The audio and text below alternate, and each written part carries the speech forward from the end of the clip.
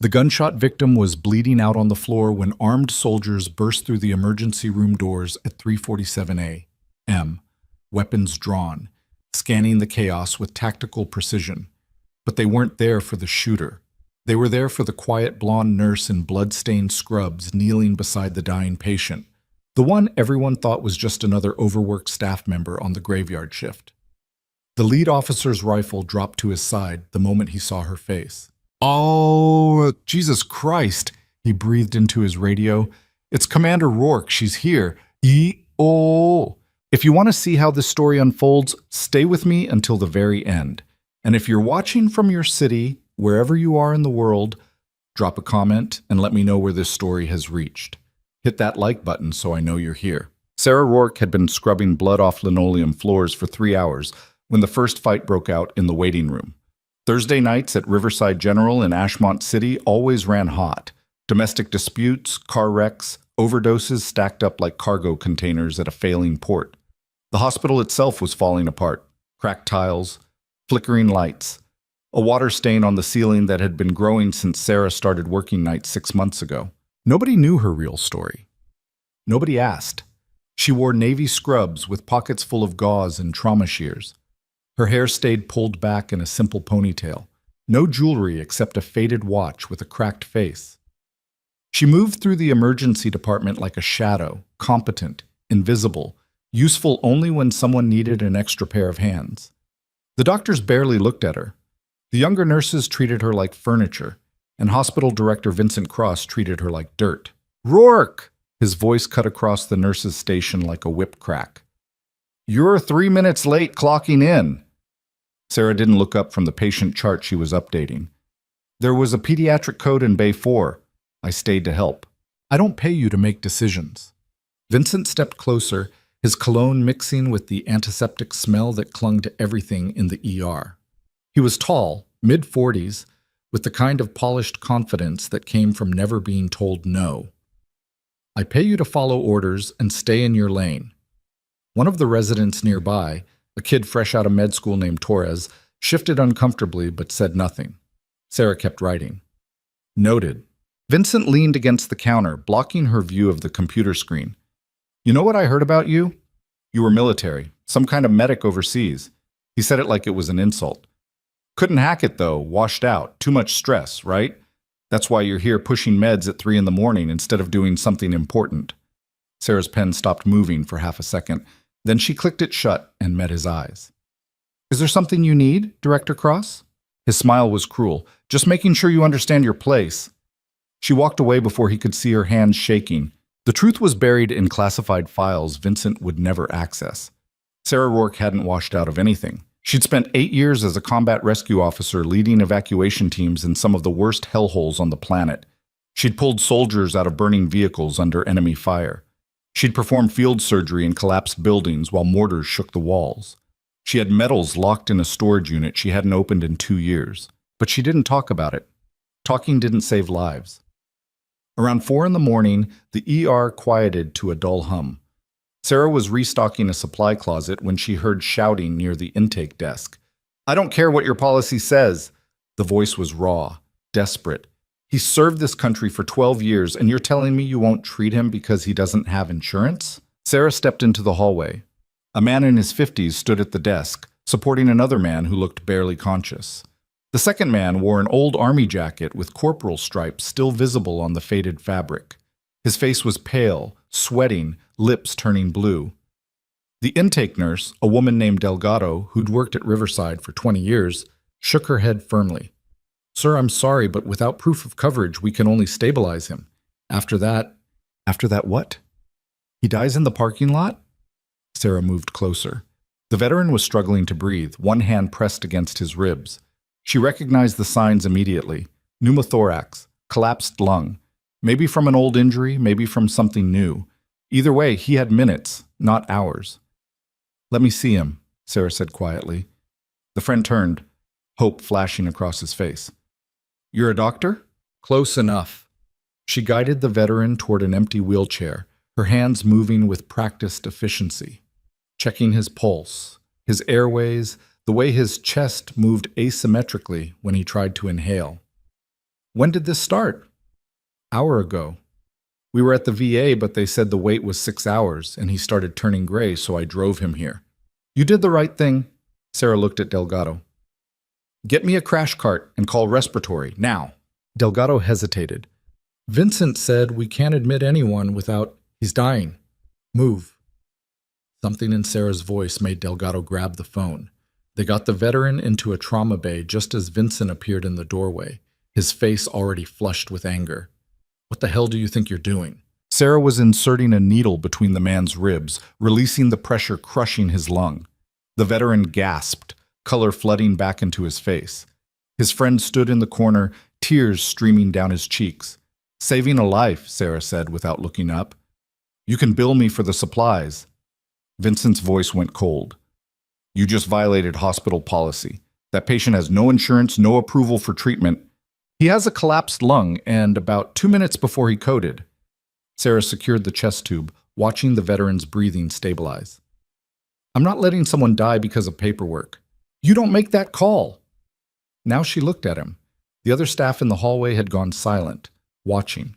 Vincent's face was red, his hands clenched into fists. Then write me up, Sarah said, but I'm not apologizing for doing my job.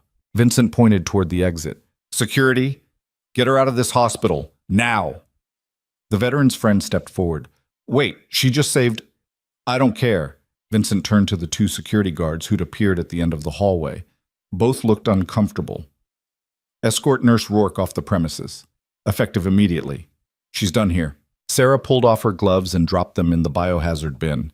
She didn't argue, didn't plead. She just nodded once to the veteran, whose eyes were clear now, grateful, alive, and walked toward the exit with security trailing behind her like pallbearers. Torres, the young resident, opened his mouth like he wanted to say something, but he didn't. Nobody did. Sarah made it halfway across the parking lot before she heard the tires. 3 black SUVs came screaming into the ambulance bay, their sirens cutting the night air like razors. They weren't ambulances, they were military vehicles, armored, reinforced, with government plates that made the security guards behind her stop walking. Soldiers poured out before the vehicles even finished stopping. Not regular army, special operations. Sarah recognized the patches, the weapons, the way they moved with controlled urgency that came from training. Most people would never survive. They were carrying bodies. No, not bodies, wounded. Federal agents, from the look of the gear. At least 8 of them, maybe more. Blood everywhere, gunshot wounds, shrapnel. One guy was missing half his arm. The ER doors burst open and staff spilled out, but they froze when they saw the scale of the carnage. Someone screamed. A nurse dropped her clipboard. Then one of the soldiers, a captain with a scar across his jaw, looked directly at Sarah and shouted across the parking lot. Commander Rourke, we need you now! The words hit like a flashbang. The security guards beside Sarah took a step back. Vincent appeared in the doorway, confusion and anger still written across his face. Staff members turned to stare. Sarah felt something old and familiar slot into place behind her ribs. She walked toward the soldiers, her pace quickening with each step. How many wounded? 9 confirmed, 4 critical. We were ambushed 15 miles outside the city, federal witness convoy. They knew our route. She reached the first SUV and looked inside. A federal marshal was unconscious, a tourniquet around his thigh already soaked through. Another agent beside him had a sucking chest wound, his breathing shallow and wet. Sarah's voice changed. It wasn't a nurse's voice anymore. It was the voice of someone who'd commanded men in places where hesitation meant death. Get them inside now. Critical cases to trauma 1 and 2. Torres! She pointed at the young resident still standing in shock near the door. Start 2 large-bore IVs on the chest wound. Delgado, I need O-negative blood, 4 units, and get the trauma surgeon down here immediately. Nobody moved. Now! The word cracked like a gunshot. They moved. The ER transformed into controlled chaos. Sarah was everywhere at once, directing staff, prioritizing patients, her hands moving with speed and precision that made the seasoned nurses look clumsy. She intubated the marshal with the chest wound in under 30 seconds, started a transfusion on another agent while simultaneously directing Torres through a temporary airway procedure. Vincent tried to regain control. Everyone stop. I'm the director of this hospital and I didn't authorize. Then authorize it or get out of my way. Sarah didn't even look at him. She was busy inserting a chest tube into a federal agent whose lung was filling with blood. One of the soldiers, the captain who'd called her name, stepped beside Vincent. He didn't raise his weapon, didn't need to. His presence was enough. She's Commander Sarah Rourke, the captain said quietly. Special Operations Medical Command. She led combat rescue teams in 3 active war zones and has more field experience than every doctor in this building combined. So unless you want these federal agents to die in your lobby, I suggest you let her work. Vincent's mouth opened and closed like a fish drowning in air. The next 2 hours were a blur of blood and adrenaline. Sarah moved between patients with the kind of fluid efficiency that only came from doing this work under enemy fire. She saved the marshal with the chest wound, stabilized 2 agents who would have bled out in minutes, talked a panicking surgical resident through a procedure he'd only read about in textbooks. The staff watched her with something between awe and terror. Around dawn, when the last critical patient was finally stabilized, Sarah stepped into an empty hallway and leaned against the wall. Her scrubs were soaked with blood. Her hands were shaking again, but this time from exhaustion, not anger. The scarred captain found her there. Hell of a night, Commander. She didn't correct the title. Who were they transporting? Witness in a federal corruption case. Someone leaked the convoy route to a militia group. His expression darkened. We lost 3 agents in the ambush. Would have been a lot more if you hadn't been here. Sarah closed her eyes. 3 dead. The number sat heavy in her chest, familiar and awful. The witness? She asked. Secure, different vehicle. That's the only reason this wasn't a complete disaster. He paused. We've been looking for you, actually. Took some digging to find you working night shift in Ashmont under your real name. I wasn't hiding. No, just trying to disappear. His tone wasn't judgmental. I get it. But people remember what you did overseas, the Kandahar rescue, the embassy evacuation, and I know what I did, Sarah pushed off the wall. I also know why I left. The captain studied her face. The stolen medical supplies. $200,000 worth of trauma equipment meant for field hospitals. Diverted and sold on the black market while soldiers died because we didn't have enough morphine or tourniquets. Her voice was flat, reciting facts that still made her sick. I reported it. They buried it. Told me to keep my mouth shut or face a court-martial for insubordination. So you resigned. I couldn't stay in a system that let that happen. The captain nodded slowly. For what it's worth, the investigation eventually went forward. 3 officers got dishonorable discharges. It just took 2 years longer than it should have. Sarah felt something tight in her chest loosen slightly. 2 years. She'd been gone for 2 years working night shifts and scrubbing floors, thinking nothing had changed. Commander Rourke? A voice interrupted them. Sarah turned. It was Delgado, the intake nurse. Behind her stood Torres and 2 other nurses who'd worked through the chaos. They all looked exhausted. I just wanted to say, Delgado's voice cracked slightly. Thank you for what you did tonight. All of it. Torres stepped forward. You saved my ass in there. I froze on that airway procedure, and you walked me through it like we weren't standing in the middle of a war zone. Sarah managed a tired smile. You did fine. No. Torres shook his head. You did fine. We were just trying not to screw up. Before anyone could say more, Vincent's voice echoed from the end of the hallway. I want everyone in the conference room, now. The staff exchanged glances. The captain's hand moved closer to his sidearm. A subtle shift that Vincent probably didn't notice, but Sarah caught immediately. They filed into the conference room. Vincent stood at the head of the table, his tie still perfect despite the carnage that had flooded his ER hours earlier. Behind him stood 2 men in dark suits, federal agents, not the wounded ones. These were investigators. Vincent's expression was hard. I've been informed that this hospital is now part of a federal investigation regarding the convoy ambush.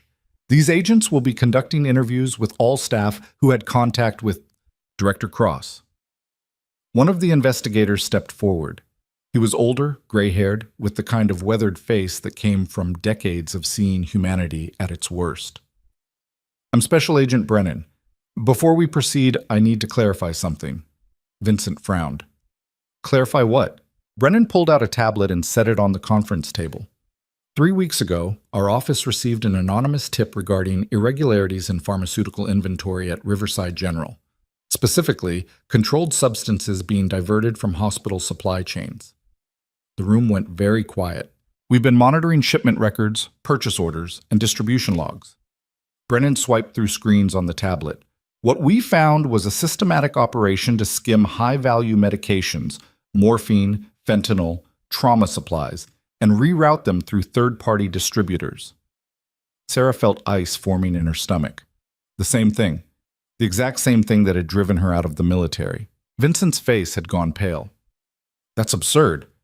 This hospital maintains strict inventory protocols that you personally overrode on 17 separate occasions. Brennan looked up from the tablet. Every override came from your administrative log-in, and the third-party distributor receiving the diverted supplies, it's owned by your brother-in-law. Torres whispered something under his breath that might have been a curse. Brennan continued. The convoy ambush wasn't random. Our witness was scheduled to testify about this pharmaceutical theft ring, a network that spans 6 hospitals across 3 states. Someone leaked the transport route to make sure he never made it to trial. You think Vincent's voice climbed higher.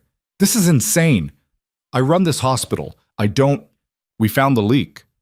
Brennan tapped his tablet. It came from your office computer. 2 days ago. An encrypted email sent to an external server that we've now traced to the militia group responsible for the ambush. Vincent stepped backward, his shoulder hitting the wall. No, I never. Someone must have used my computer. I would never. Sarah watched him unravel, and somewhere deep in her chest, she felt a cold satisfaction. Not triumph, just the simple recognition that the universe occasionally tilted toward justice. Director Cross, Brennan said calmly, you're under arrest for conspiracy to commit murder, obstruction of justice, and federal drug trafficking. 2 more agents entered the room. Vincent looked around wildly, searching for support, but every face stared back at him with varying degrees of shock and disgust. This is a mistake, Vincent's voice cracked. I'm the director of this hospital. You can't just... He ran. It was pathetic, really. He made it maybe 6 steps before the agents tackled him into the hallway floor. His expensive shoes squeaked against the linoleum. Someone's coffee mug shattered. Vincent was still shouting about lawyers and mistakes, and how this was all a misunderstanding, but his voice had the hollow quality of a man who knew he was finished. They dragged him past the trauma bay where Sarah had saved the veteran's life 4 hours earlier, past the nurse's station where he'd humiliated her in front of the staff, past the exit where security had been escorting her out when the soldiers arrived. The veteran was still there, actually, sitting in a wheelchair near the waiting room, his friend beside him. He met Sarah's eyes as Vincent was hauled past in handcuffs, and he nodded once, a soldier's nod, the kind that didn't need words. Agent Brennan approached Sarah as the other staff began to disperse, whispering urgently to each other. Commander Rourke, can we speak privately? They moved into an empty office. Through the window, Sarah could see news vans pulling into the parking lot. Reporters were already setting up cameras. This was going to be a story. A big one. Brennan closed the door. How long have you been working at Riverside? 6 months? And you never reported suspicions about the pharmaceutical theft? Sarah's jaw tightened. I'm a night shift nurse. I don't have access to inventory logs or administrative records, but she hesitated. I noticed discrepancies. Trauma supplies running out faster than they should. Orders for medications that never arrived. I mentioned it to my supervisor twice. She told me I was mistaken. Your supervisor is also under investigation. Brennan pulled out a card and handed it to her. We're going to need a full statement. Everything you saw, everything you noticed. Can you do that? Sarah took the card. Yeah, I can do that. Brennan studied her for a long moment. The captain told me about your military service. What you did overseas. What happened with the supply theft that made you resign? I don't talk about that. I know, but I think you should know. The investigation you started before you left, it broke open a much bigger operation. Your testimony, even though it got buried initially, was the foundation that eventually brought down a network spanning 4 continents. You saved lives, Commander. More than you probably realize. Something hot pressed behind Sarah's eyes. She blinked it away. I just wanted to do the right thing. And you did. Tonight, too. Brennan moved toward the door, then paused. One more thing. The convoy witness, the man we were protecting, he's awake, asking to meet the commander who saved half his security detail. Sarah shook her head. I was just doing my job. That's what all the good ones say. Brennan smiled faintly. Take the win, Commander. You earned it. He left. Sarah stood alone in the office, watching dawn light spread across the parking lot. The news crews were multiplying. Patients and staff members were gathering near the windows, phones out, filming everything. Her watch said 6:47 a.m. Her shift had ended almost 2 hours ago. Torres knocked on the doorframe. Hey, some of us are grabbing breakfast at the diner across the street. You should come. I'm not really... Please. Torres looked embarrassed. I need to apologize for not speaking up earlier. When Vincent was... He trailed off. You were right about everything. And I was a coward. Sarah felt her expression soften. You're a resident.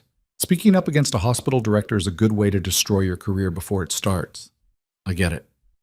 That's not an excuse. No, Sarah agreed, but it's a reason, and you can do better next time. Torres nodded. The offer stands if you want company. After he left, Sarah sat in the office chair and finally let herself feel the weight of the night. The veteran she'd saved, the wounded soldiers she'd stabilized, Vincent being dragged away in handcuffs. The revelation that her old testimony had actually mattered, had actually led to something resembling justice. Her phone buzzed. A text from a number she didn't recognize. This is Captain Hayes. The scarred guy from earlier. Army's requesting your presence at a briefing tomorrow. 0900 hours at Federal Building downtown. Bring the uniform if you still have it. They want to honor your service properly this time. Sarah stared at the message for a long time. Then a second text arrived. You don't have to come if you don't want to, but I think you should. Some battles you don't win right away. Doesn't mean they weren't worth fighting. She thought about the storage unit she hadn't opened in 2 years. The medals she'd shoved into a cardboard box because looking at them hurt too much. The uniform that still probably fit, if she could bear to put it on again. Through the window, she saw Delgado and 2 other nurses she'd worked with emerging from the hospital, scanning the parking lot. Looking for her. Looking for... Maybe Torres was right. Maybe she should get breakfast. Maybe she should let herself exist in the same space as people who'd seen what she could do and didn't look away. Her phone buzzed again. Another text. This one from Agent Brennan. Just got confirmation. Vincent Cross wasn't acting alone. We've arrested 4 more hospital administrators and 6 pharmaceutical suppliers across the network. Your statement was key. Thank you for doing the right thing. Again. Sarah closed her eyes and let herself feel something she hadn't allowed in a very long time. Pride. Not the arrogant kind. The quiet kind that came from knowing you'd stood in the fire and refused to let it burn away the parts of yourself that mattered. She stood, pulled off the blood-stained scrubs, and found clean clothes in her locker. The nurses were still waiting in the parking lot when she emerged. Torres waved from the diner across the street. The news cameras swung toward her. Reporters started shouting questions. But Sarah just walked past them toward the people who'd stood in the chaos with her, who'd followed her commands when everything was falling apart, who'd looked at her afterward and seen someone worth knowing. The veteran was being wheeled out to a car. His friend saw Sarah and touched the old soldier's shoulder, pointing. The veteran raised one hand, a slow, deliberate salute that probably hurt his still healing ribs. Sarah returned it, not as a nurse, not as someone trying to disappear. As Commander Sarah Rourke, who'd walked away from everything she'd built because she refused to be complicit in corruption, and who'd somehow found herself standing in almost the exact same fight 2 years later.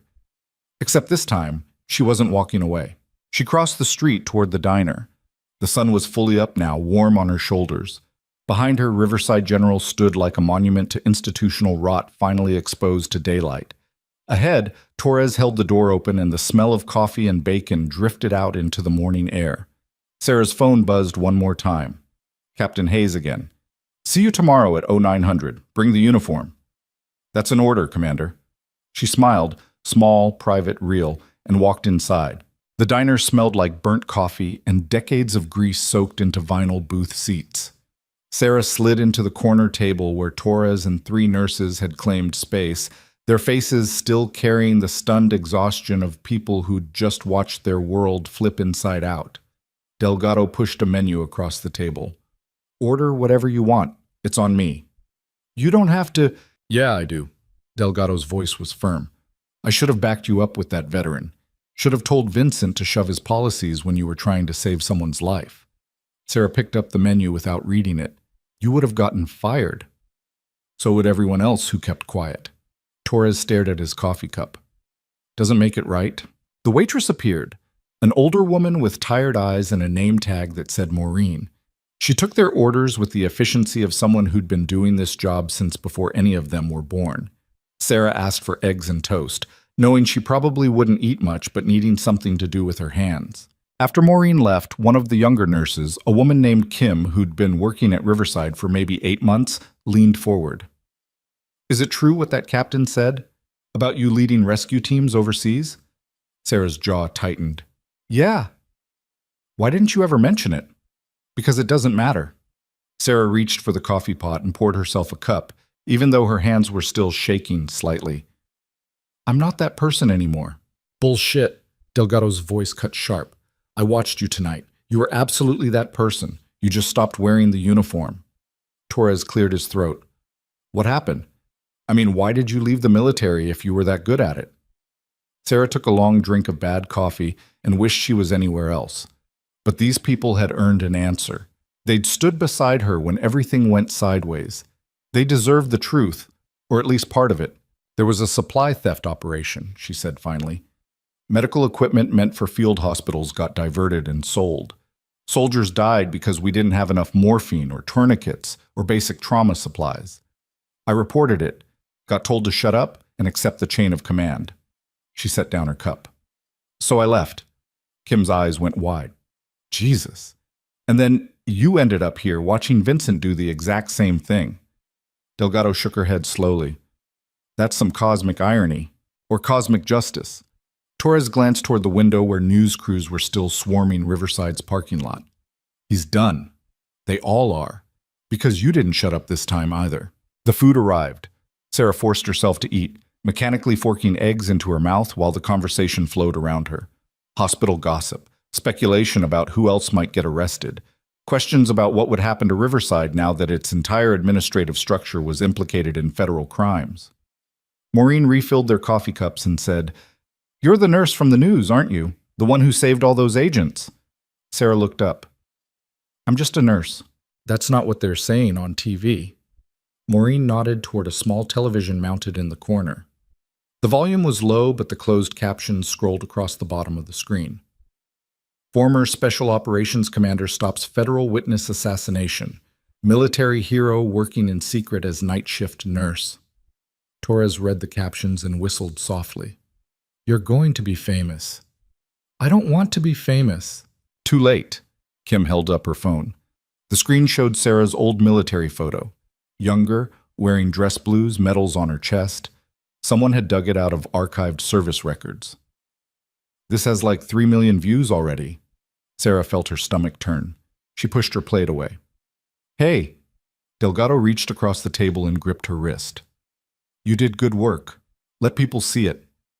I just want to go home and sleep for 16 hours. Then do that. Torres stood and dropped cash on the table. But tomorrow, when you go to that briefing, wear the uniform. Let them honor what you did. You earned it. Sarah didn't respond. She just watched Torres leave, followed by Kim and the other nurse. Delgado stayed. You're scared, Delgado said quietly after the door closed. I'm tired. You're scared that if you put the uniform back on, you'll remember why you loved it. And you're scared that if you loved it, leaving was a mistake. Delgado finished her coffee. But you didn't leave because you stopped believing in the work. You left because the system was broken. There's a difference. Sarah met her eyes. What if I can't go back? Then you don't. But at least let them say thank you before you decide. Delgado stood, left money on the table, and walked out. Sarah sat alone in the booth for another 20 minutes, watching the news coverage through the window. Reporters interviewing shocked patients. Federal agents carrying boxes of evidence from Riverside's administrative offices. A photo of Vincent being loaded into a police car, his face pale and destroyed. Her phone buzzed. Captain Hayes again. Media's already calling you the Ghost Commander. Catchy. See you at 0900. She paid her bill and walked out into sunlight that felt too bright after the long night. The news crew spotted her immediately. Cameras swung. Reporters surged forward with microphones extended like weapons. Commander Rourke, can you comment on, is it true you uncovered the pharmaceutical theft? How does it feel to be called a hero at... Sarah pushed through them without speaking and got into her car, a 15-year-old Honda with a cracked windshield and an engine that rattled.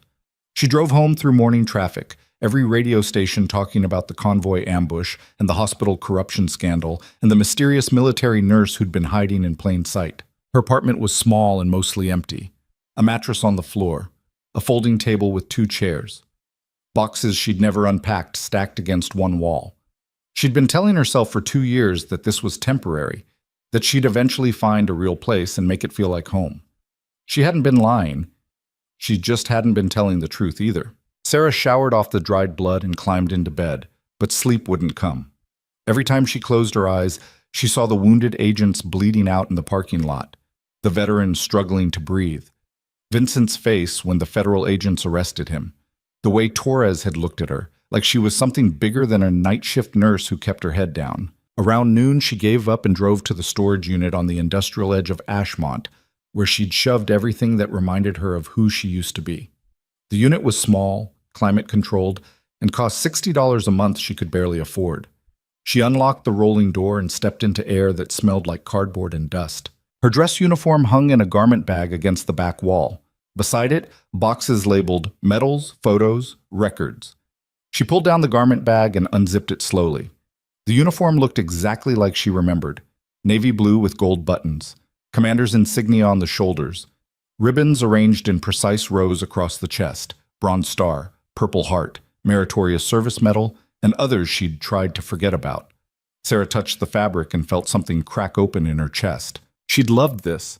The structure, the purpose, the clarity of knowing exactly who she was and what she was supposed to do. She'd loved leading teams into impossible situations and bringing them home alive. She'd loved the weight of responsibility and the knowledge that her decisions mattered. And she'd lost it all because she couldn't watch corruption destroy people and stay silent. Her phone rang. Unknown number.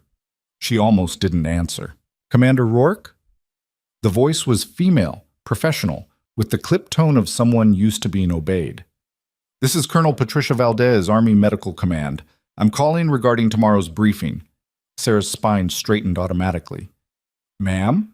I wanted to give you advance notice of what to expect. The ceremony will include a formal commendation for your actions last night. Additionally, the investigation into the pharmaceutical theft ring has revealed connections to the supply corruption you reported during your service. Your original testimony has been declassified and entered into evidence. The officers you accused are now facing court-martial. Sarah sat down hard on a cardboard box. They buried that investigation. They tried, but the evidence you provided was solid enough that it couldn't stay buried forever. Sometimes justice takes longer than we'd like. Valdez paused. I also wanted to extend a personal apology. You did the right thing, Commander. You should have been protected, not pushed out. I resigned voluntarily. Because you were given an impossible choice. That's not voluntary. That's coercion.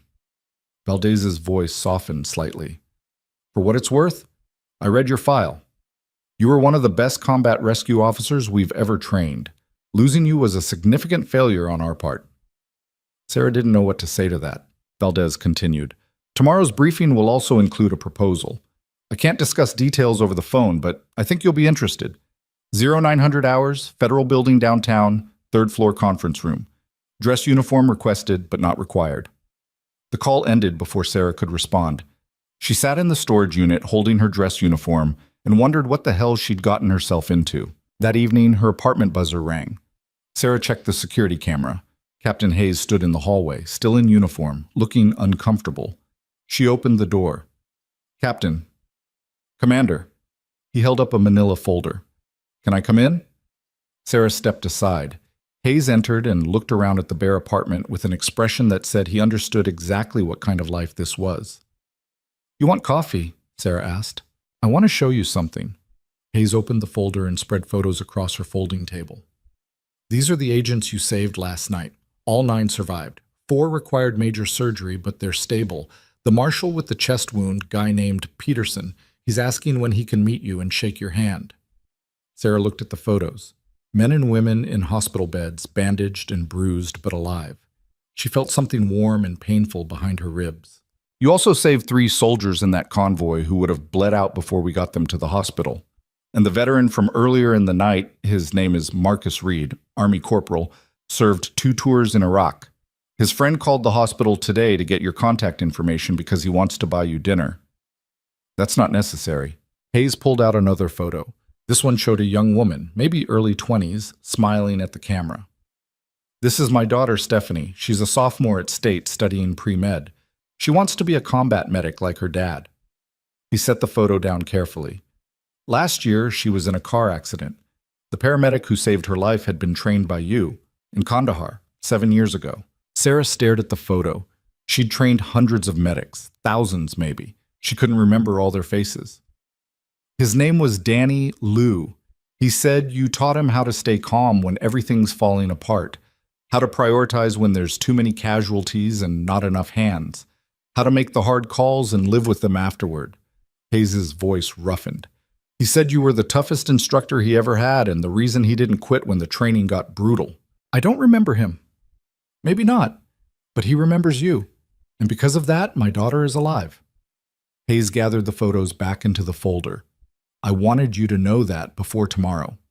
Whatever you decide about the Army's proposal, you've already done more good than most people manage in 10 lifetimes. After Hayes left, Sarah sat at her table and stared at the photo of his daughter.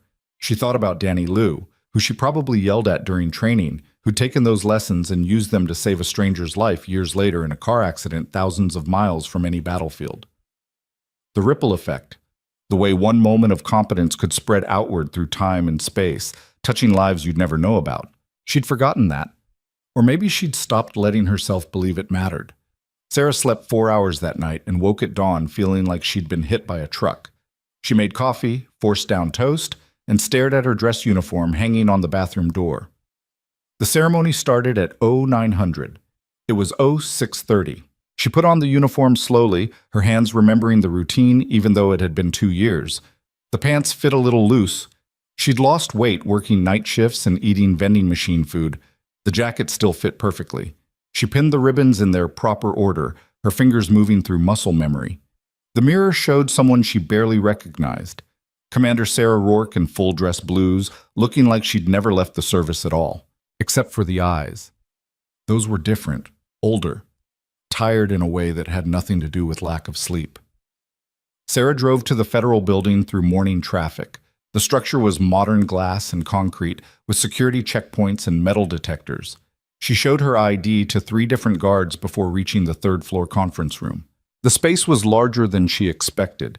At least 40 people already seated, military brass, federal agents, hospital staff. She recognized Torres and Delgado near the back. Agent Brennan by the window. Colonel Valdez at the head of the table wearing full Army dress uniform with enough medals to anchor a small ship.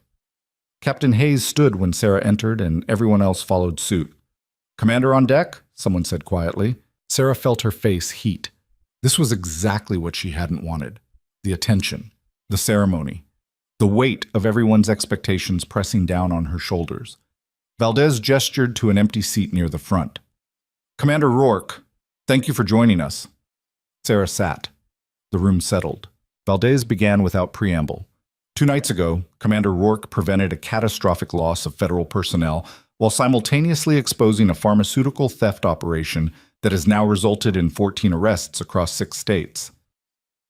Her actions demonstrated exceptional medical skill, leadership under pressure, and moral courage in the face of institutional corruption. A projector flickered to life.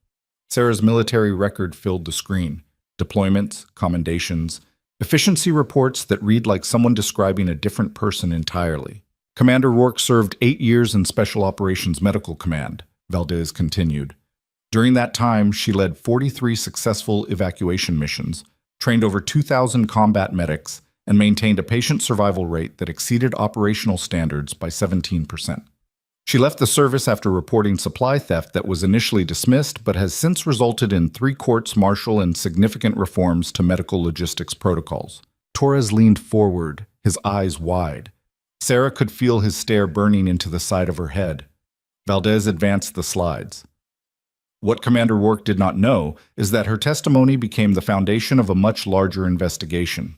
Her documentation of theft patterns, supplier irregularities, and chain of custody violations provided federal investigators with the roadmap they needed to dismantle an international trafficking network. The next slide showed a web of connections: hospitals, pharmaceutical companies, military installations, all linked by red lines indicating illegal supply diversion. 17 criminal organizations, 4 countries, estimated street value of diverted medical supplies exceeding $200 million. Valdez let that number hang in the air.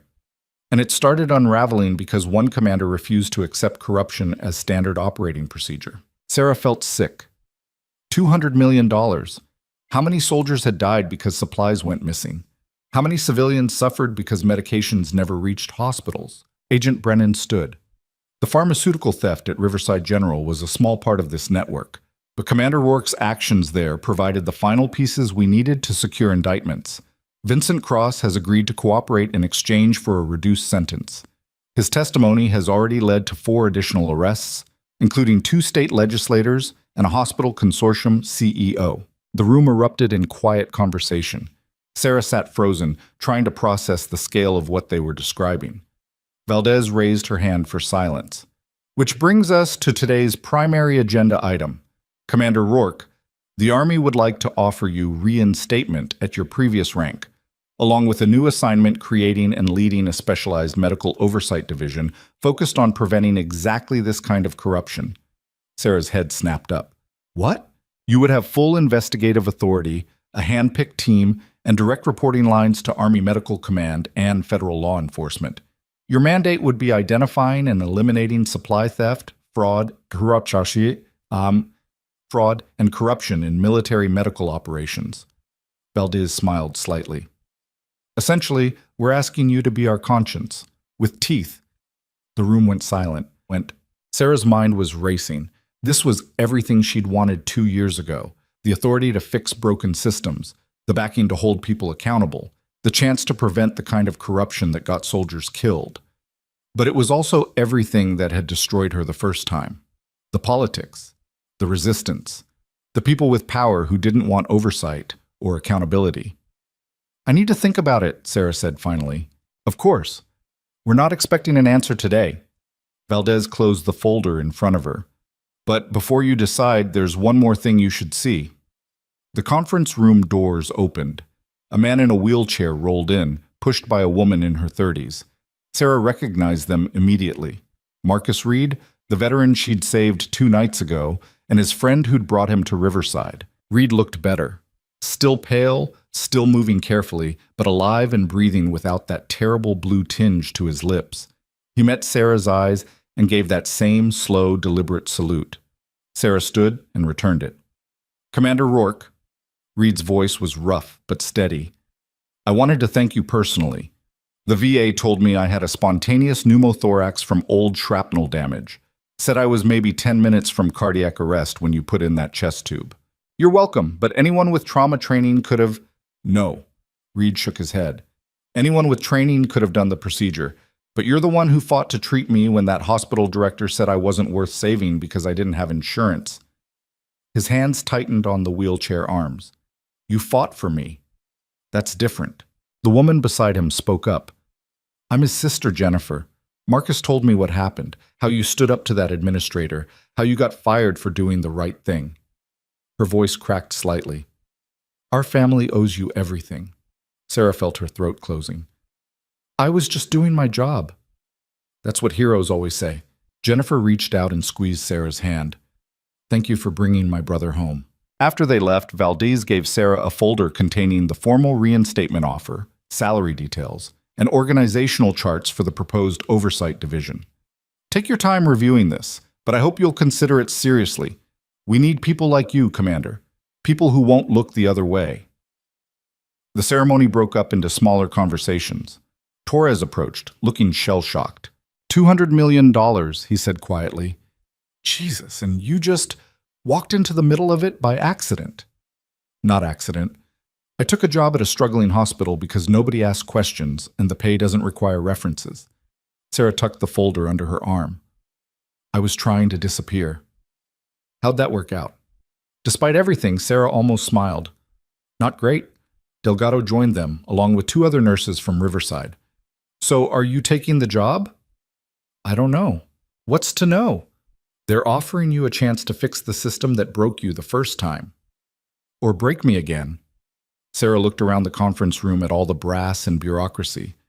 I left because I couldn't change things from inside. What makes this different? Because now they're asking you to be the change instead of fighting against it. Torres pulled out his phone and showed her a news article. You know what's happening at Riverside? The entire staff is circulating a petition demanding you be appointed interim director while they search for Cross's replacement. 300 signatures already. Sarah felt dizzy. That's insane. That's respect. Delgado's voice was firm. You spent 6 months being invisible, and then one night showed everyone what real leadership looks like.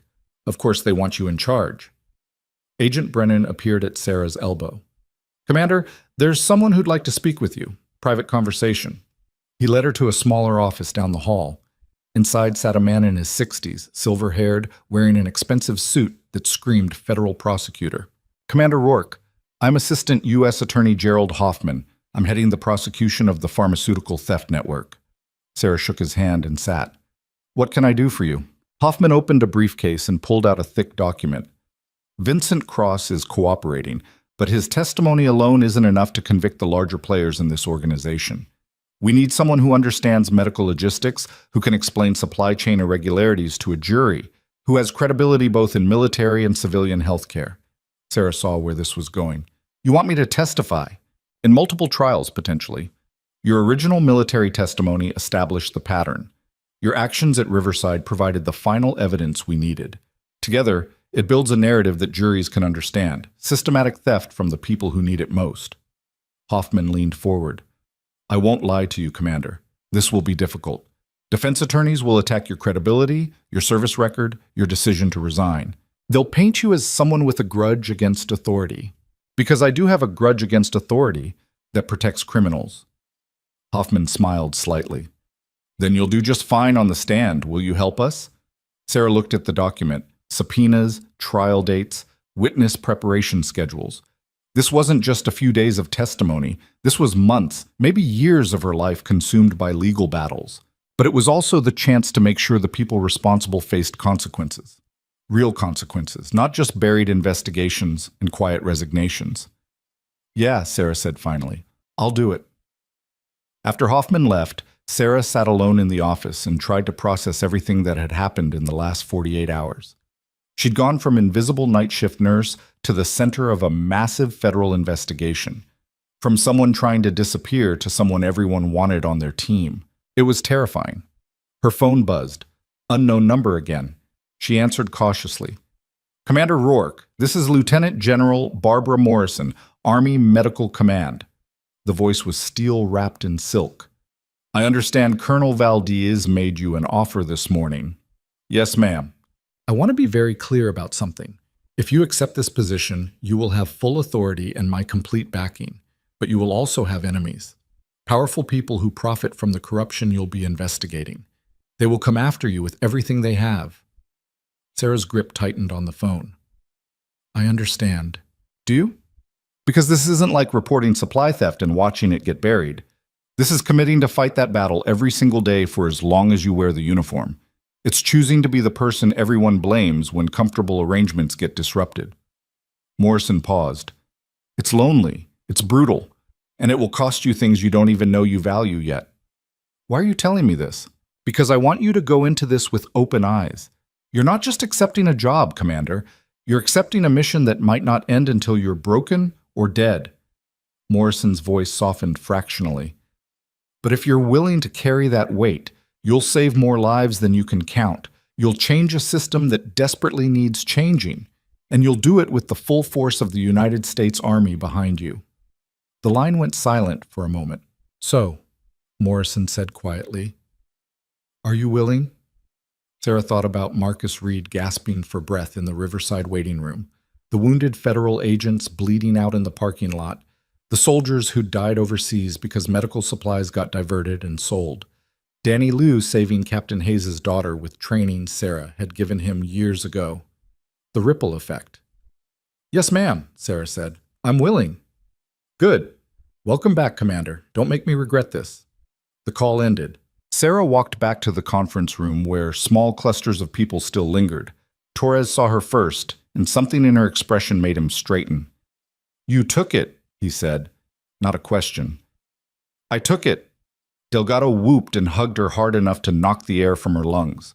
Other nurses crowded around, congratulating her, asking questions she couldn't answer yet because she barely understood the details herself. Colonel Valdez appeared through the crowd. "Commander, I need you to come with me. There's a situation developing." The room went quiet immediately. Sarah followed Valdez into the hallway where Captain Hayes waited, his face grim. "What's wrong?" Sarah asked. Hayes handed her a tablet. The screen showed security footage from Riverside General, current, live feed. The timestamp read 15 minutes ago. Armed men in tactical gear were moving through the hospital corridors. "They're not police," Valdez said quietly, "and they're not military." Sarah watched the footage. The men moved with professional precision, clearing rooms, checking patient wards, searching for something. Or someone. "The pharmaceutical network knows you're the linchpin in the federal case," Hayes said. "Vincent Cross's cooperation doesn't mean anything if you're not alive to testify." The screen showed the armed men reaching the third floor, the trauma ward where Sarah had worked for 6 months, the nurses' station where she'd been humiliated, the supply closet where she'd hidden sometimes when the weight of everything got too heavy. One of the men held up a photo, Sarah's face. Valdez's phone rang. She answered, listened, and went pale. "They just hit your apartment, tore the place apart. Your car is still in the federal building garage, but they've got surveillance on all the exits." Sarah's stomach dropped. "They're not trying to kill me. They're trying to make me disappear. Probably to somewhere we can't extradite from." Hayes was already moving toward the elevator. "We need to get you into protective custody immediately." They rushed down to the parking garage. Federal agents materialized around them. 4 cars. Armed escort. Bulletproof vests appearing from nowhere. Sarah was ushered into an unmarked sedan. Valdez climbed in beside her. Hayes took the front passenger seat, his weapon drawn. The convoy pulled out of the garage at speed. Sarah watched through the tinted windows as Ashmont City blurred past. The life she'd built here, fragile and half-formed as it was, had just evaporated. The apartment she'd never unpacked, the hospital where she'd tried to be invisible, the storage unit containing everything that used to define her, all of it gone in the space of one phone call. "Where are we going?" she asked. "Safe house outside the city." Valdez was typing rapidly on her phone. "We'll keep you there until the arraignments are finished and the immediate threat is neutralized." Sarah looked at her dress uniform. Medals and ribbons she'd earned in places most people couldn't find on a map. She'd put this on thinking she was attending a ceremony. Instead, she'd walked into a trap that was still closing around her. The convoy turned onto the highway heading north. Behind them, 2 more vehicles pulled into traffic. Following. Hayes saw them in the side mirror and swore viciously. "We've got company. 2 SUVs, black, no plates." The driver accelerated. The federal agents in the follow cars moved to intercept. Sarah felt her training kick in, assessing exits, calculating response times, running through scenarios. This wasn't a medical emergency. This was combat, and she was the objective. The trailing SUVs sped up, trying to box them in. Hayes was on his radio calling for backup, but Sarah knew how this worked. Backup would take 10 minutes minimum. A lot could happen in 10 minutes. She looked at Valdez. "If they take me, the case falls apart." "They're not taking you." Gunfire erupted behind them. The rear follow car swerved, its windshield shattering. The federal agents inside returned fire, but the black SUVs weren't backing off. The driver took an exit ramp at 70 miles per hour, tires screaming. They merged onto a secondary road, trees closing in on both sides. Less traffic here. Fewer witnesses. Worse odds. One of the black SUVs pulled alongside them. The window rolled down and Sarah saw the barrel of an assault rifle. Time slowed. She'd faced enemy fire before. She'd performed surgery while mortars shook the walls. She'd made impossible decisions about who lived and who died when there weren't enough resources to save everyone. But this was different. This wasn't a battlefield where the rules were clear. This was someone trying to erase her because she'd told the truth. The rifle fired. Their driver jerked the wheel and the sedan fishtailed, clipping a guardrail. Metal screamed. The windshield cracked but held. Hayes returned fire through the window, his shots punching holes in the SUV's door. It dropped back, but the second vehicle was closing fast. Sarah's mind raced through options. They were outnumbered and outgunned. The safe house was still 20 miles away. Backup was coming, but not fast enough. She grabbed Hayes' shoulder. "There's a VA hospital 3 miles from here. Take the next exit." "That's not protocol, T." "It's also not where they'll expect us to go. And it's federal property with armed security." Sarah's voice carried the tone that had made soldiers follow her orders without question. "Do it." The driver looked at Valdez, who nodded sharply. They took the exit. The black SUVs followed, but they'd lost some ground. The VA hospital appeared ahead, a sprawling complex with multiple buildings and confused signage that made approaching difficult if you didn't know the layout. Sarah knew the layout. She'd volunteered in the ER here for 3 months before taking the job at Riverside. Main entrance, straight through the sliding doors. The security office is immediately to the right, and they've got ex-military police on duty. She pointed. "Go!" The sedan screamed into the ambulance bay. Federal agents poured out, weapons raised. Sarah and Valdez ran for the entrance with Hayes providing cover. Behind them, the black SUVs screeched to a halt, but they didn't pursue into the hospital. They couldn't. Too many witnesses. Too much exposure. They disappeared back into traffic. Inside the VA hospital, security officers swarmed them.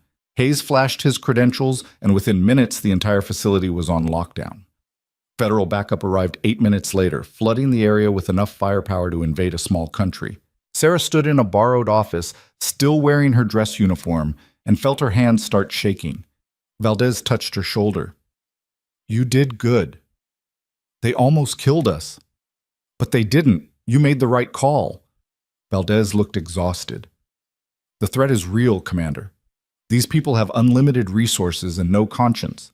Staying in protective custody isn't optional anymore." Sarah nodded numbly. She understood the reality. She'd just become a target valuable enough to justify an armed ambush in broad daylight. Her phone buzzed. Torres. She answered. "Sarah, thank God. It's all over the news. Shooting on Highway 40, federal convoy attacked. They're saying you were in one of the cars." "I'm fine." "You don't sound fine." "I'm alive." "That's close enough." Sarah closed her eyes. "Torres, I need you to do something for me." "Anything. My storage unit code is 4739. Inside there's a box labeled letters. I need you to take them to my sister's address. It's written on the box. Can you do that?" Torres was quiet for a moment. "Sarah, you sound like you're saying goodbye." "I'm saying thank you. For being decent when it mattered. For speaking up after staying quiet." "Where are you going?" Sarah looked at Valdez, who was already organizing the next phase of extraction. Safe house. Witness protection protocols. A life that existed only in the margins, defined by security measures and constant threat assessment. "Somewhere safe," she lied. "I'll reach out when I can." She ended the call before Torres could ask more questions. Outside the window, federal agents were establishing a perimeter. News helicopters circled overhead. The VA hospital had become a fortress, and Sarah was somewhere in the center of it, trying not to think about how her life had shattered into pieces too small to gather back together. Colonel Valdez's phone rang. She answered, listened, and her face went gray. "What?" Sarah asked. Valdez set down the phone carefully, like it might explode. "That was Army intelligence. They ran facial recognition on the men from the SUVs." She met Sarah's eyes. 2 of them were former special forces, dishonorably discharged 3 years ago for conduct violations. The third was flagged as a person of interest in 4 unsolved murders connected to witness intimidation.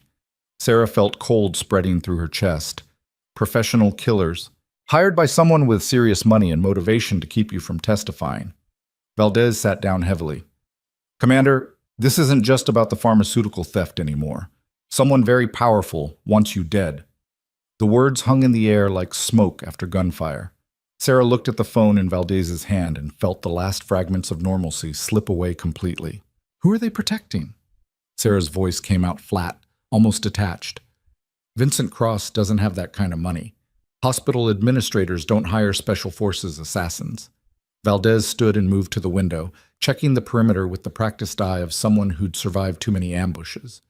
Cross was middle management. Someone higher up the chain is afraid you'll connect dots they've spent millions keeping separate. Captain Hayes pushed into the office, his phone pressed to his ear. He looked like he'd aged 5 years in the last hour. Army intelligence just intercepted encrypted communications. There's a second team en route to the VA hospital. ETA 12 minutes. Impossible. Valdez's hand went to her sidearm. We've got federal agents on every exit. Air support overhead. They're not coming through the exits. Hayes pulled up a schematic on his tablet. The VA shares utility tunnels with the adjacent medical research facility. Built in the 70s, mostly forgotten. Only maintenance crews use them now. He zoomed in on a section of underground passages. Someone gave them blueprints. Sarah felt ice forming in her stomach. Inside help. Has to be. These tunnels aren't on public records. Hayes looked at Valdez. We need to move her now. Every minute we stay here, they're getting closer. Valdez was already calling for extraction. Sarah heard her rattling off coordinates, demanding helicopter support, authorization for emergency protocols. But Sarah's mind was elsewhere, running calculations that had nothing to do with escape routes, professional killers with inside information, someone powerful enough to corrupt federal investigations, access to classified infrastructure. This wasn't just about pharmaceutical theft anymore. This was about protecting something much bigger, something that required eliminating witnesses before they could see the full picture. We're not running, Sarah said quietly. Hayes and Valdez both turned to stare at her. Commander, with respect, running is exactly what we're doing. Valdez pocketed her phone. Helicopter extraction in 8 minutes. We get you to a secure military installation and they follow, because whoever's behind this has enough reach to track federal convoys and access classified tunnel systems. Sarah's voice was steady now, the shakiness gone. Running just delays the problem. We need to make them show themselves. That's insane, Hayes shook his head. You want to use yourself as bait? I want to stop looking over my shoulder for the rest of my life. Sarah met his eyes. You said there's a second team coming through the tunnels. How many? Hayes hesitated, then checked his tablet. Intelligence estimates 4 to 6 operators. Former military, highly trained. Then we have numbers advantage. This building has what, 30 federal agents? Plus VA security, plus whatever backups arriving. Sarah moved to the schematic, studying the tunnel layout. We know where they're coming from. We know their objective is me. We control the terrain. Valdez was staring at her like she'd lost her mind. You're talking about turning a VA hospital into a kill zone. I'm talking about ending this before it spreads. Before they go after Torres or Delgado or anyone else who saw what happened at Riverside. Sarah's finger traced the tunnel routes. These passages converge here, in the sub-basement near the old boiler room. Single access point to the main hospital. We fortify that position, evacuate patients from nearby wards, and when they come through, we arrest them. Valdez finished the thought, her expression shifting from shock to calculation. Force them into a confined space where they can't run, and we control every angle. Hayes was pulling up radio frequencies. This is against every protection protocol in the book. The book got 3 federal agents killed and almost got us shot off Highway 40. Sarah looked between them. I'm tired of playing defense. Are you with me or not? Valdez and Hayes exchanged a long look. Some silent communication passed between them, the kind that came from years of working in situations where hesitation meant death. I'm calling this in, Valdez said finally. Lieutenant General Morrison will have my head on a platter, but she'll back the play. She was already dialing. Hayes, coordinate with federal agents. I want a perimeter around that sub-basement tighter than a drum. No one gets through except our people. The next 7 minutes were controlled chaos. Federal agents poured into the VA hospital's lower levels, setting up firing positions and barricades. VA security evacuated patients from 3 nearby wards, moving them to upper floors with practiced efficiency. Army intelligence patched into the hospital's security cameras, giving them real-time surveillance on every corridor leading to the sub-basement. Sarah stood in what used to be a maintenance office, now converted into a makeshift command center. Screens showed multiple angles of the tunnel system. Empty now, but not for long. An army sergeant approached with body armor. "Commander, regulations require—" "I know the regulations." Sarah took the vest and strapped it on over her dress uniform. The weight felt familiar, grounding.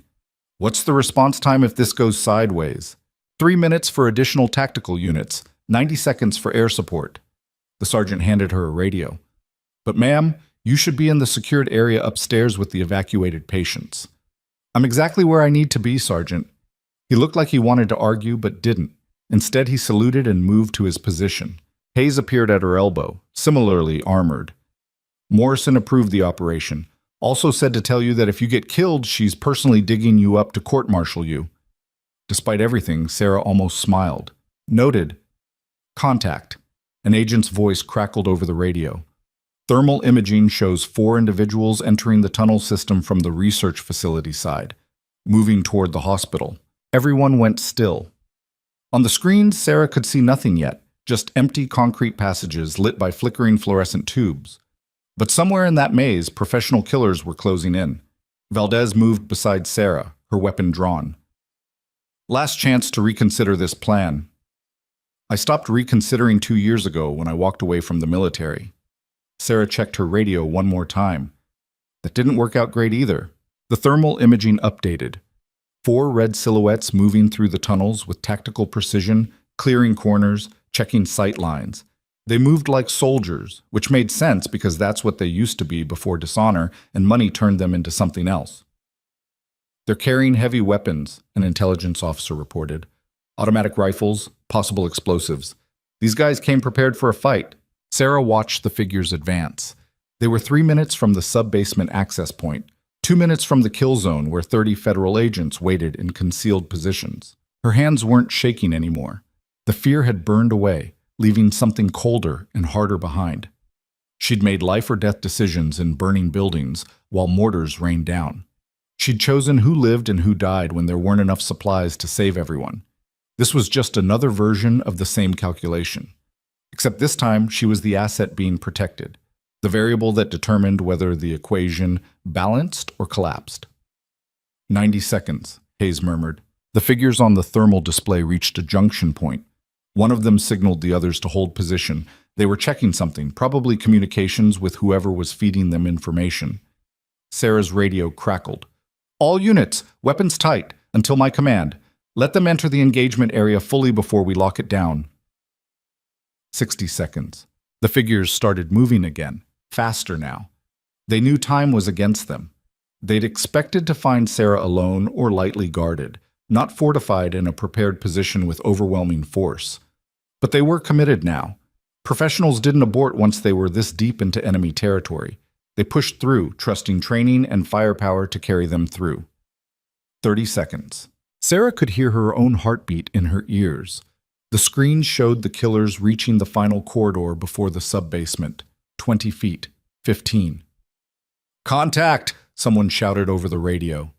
The sub-basement erupted. Federal agents appeared from concealed positions, weapons raised, spotlights flooding the corridor with blinding white light. The 4 figures froze, caught in the open with nowhere to go.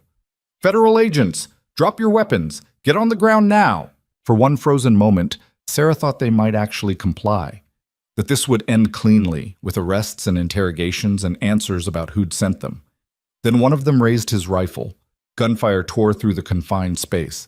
The sound was deafening even through the radio feed, a sustained roar of automatic weapons overlapping with shouted commands and screams. On the screens, muzzle flashes turned the corridor into a strobe-lit nightmare. Sarah couldn't look away. She'd seen combat, had worked through firefights while performing surgery. But this was different. This violence existed because of her, because she'd told the truth and refused to stay quiet. The exchange lasted maybe 10 seconds, but felt like hours. When it ended, 3 of the 4 attackers were down, bleeding out on concrete. The 4th had his hands raised, his rifle clattering to the floor. "Secure!" Hayes shouted into his radio. 3 suspects down, 1 in custody, medical teams forward. Sarah was moving before she consciously decided to. down the stairs through corridors that smelled like gunpowder and blood, into the sub-basement where federal agents were securing the scene. The surviving attacker was on his knees, hands zip-tied behind his back. His face was young, maybe 30, with the hard edges that came from seeing too much violence too early. Blood ran from a graze wound on his shoulder, but he wasn't making a sound. Sarah knelt beside one of the fallen men.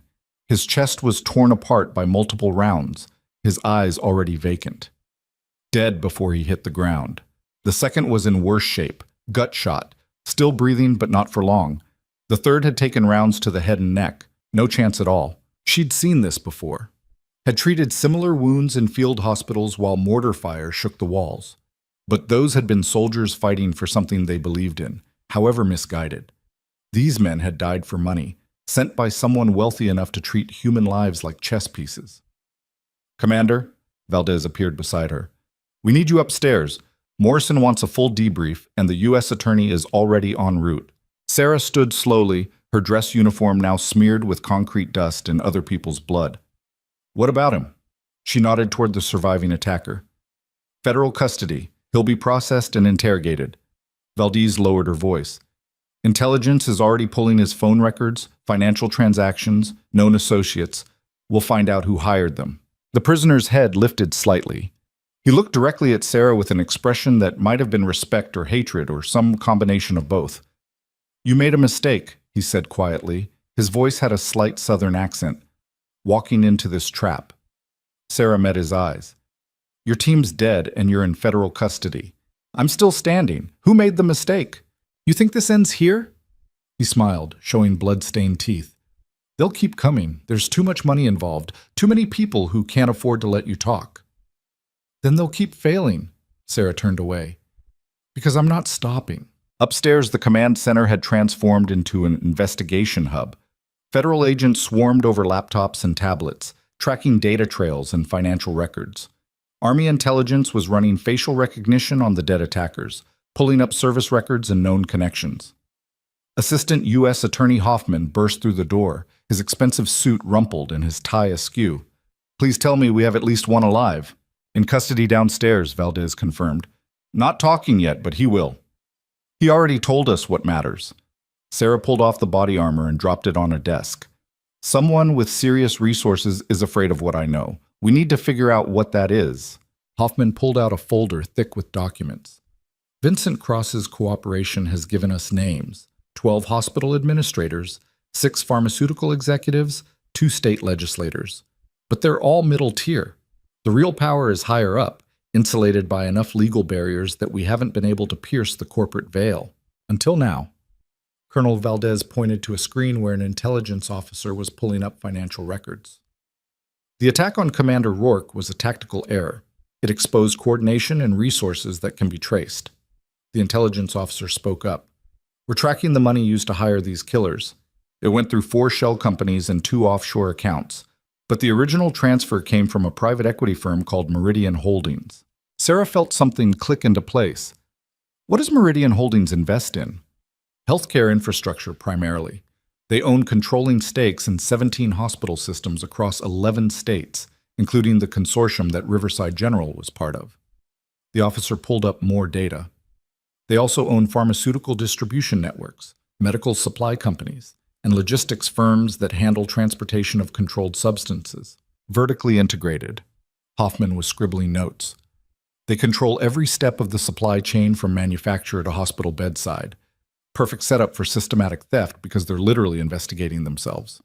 Sarah moved closer to the screen. "Who owns Meridian Holdings?" The intelligence officer pulled up corporate filings. "The majority shareholder is listed as a trust, but the beneficial owner is—" He went pale. "Oh, hell." "What?" Valdez demanded. "Senator Richard Callaway. He's on the Senate Appropriations Committee, oversees federal health care funding." The room went dead silent. A United States senator.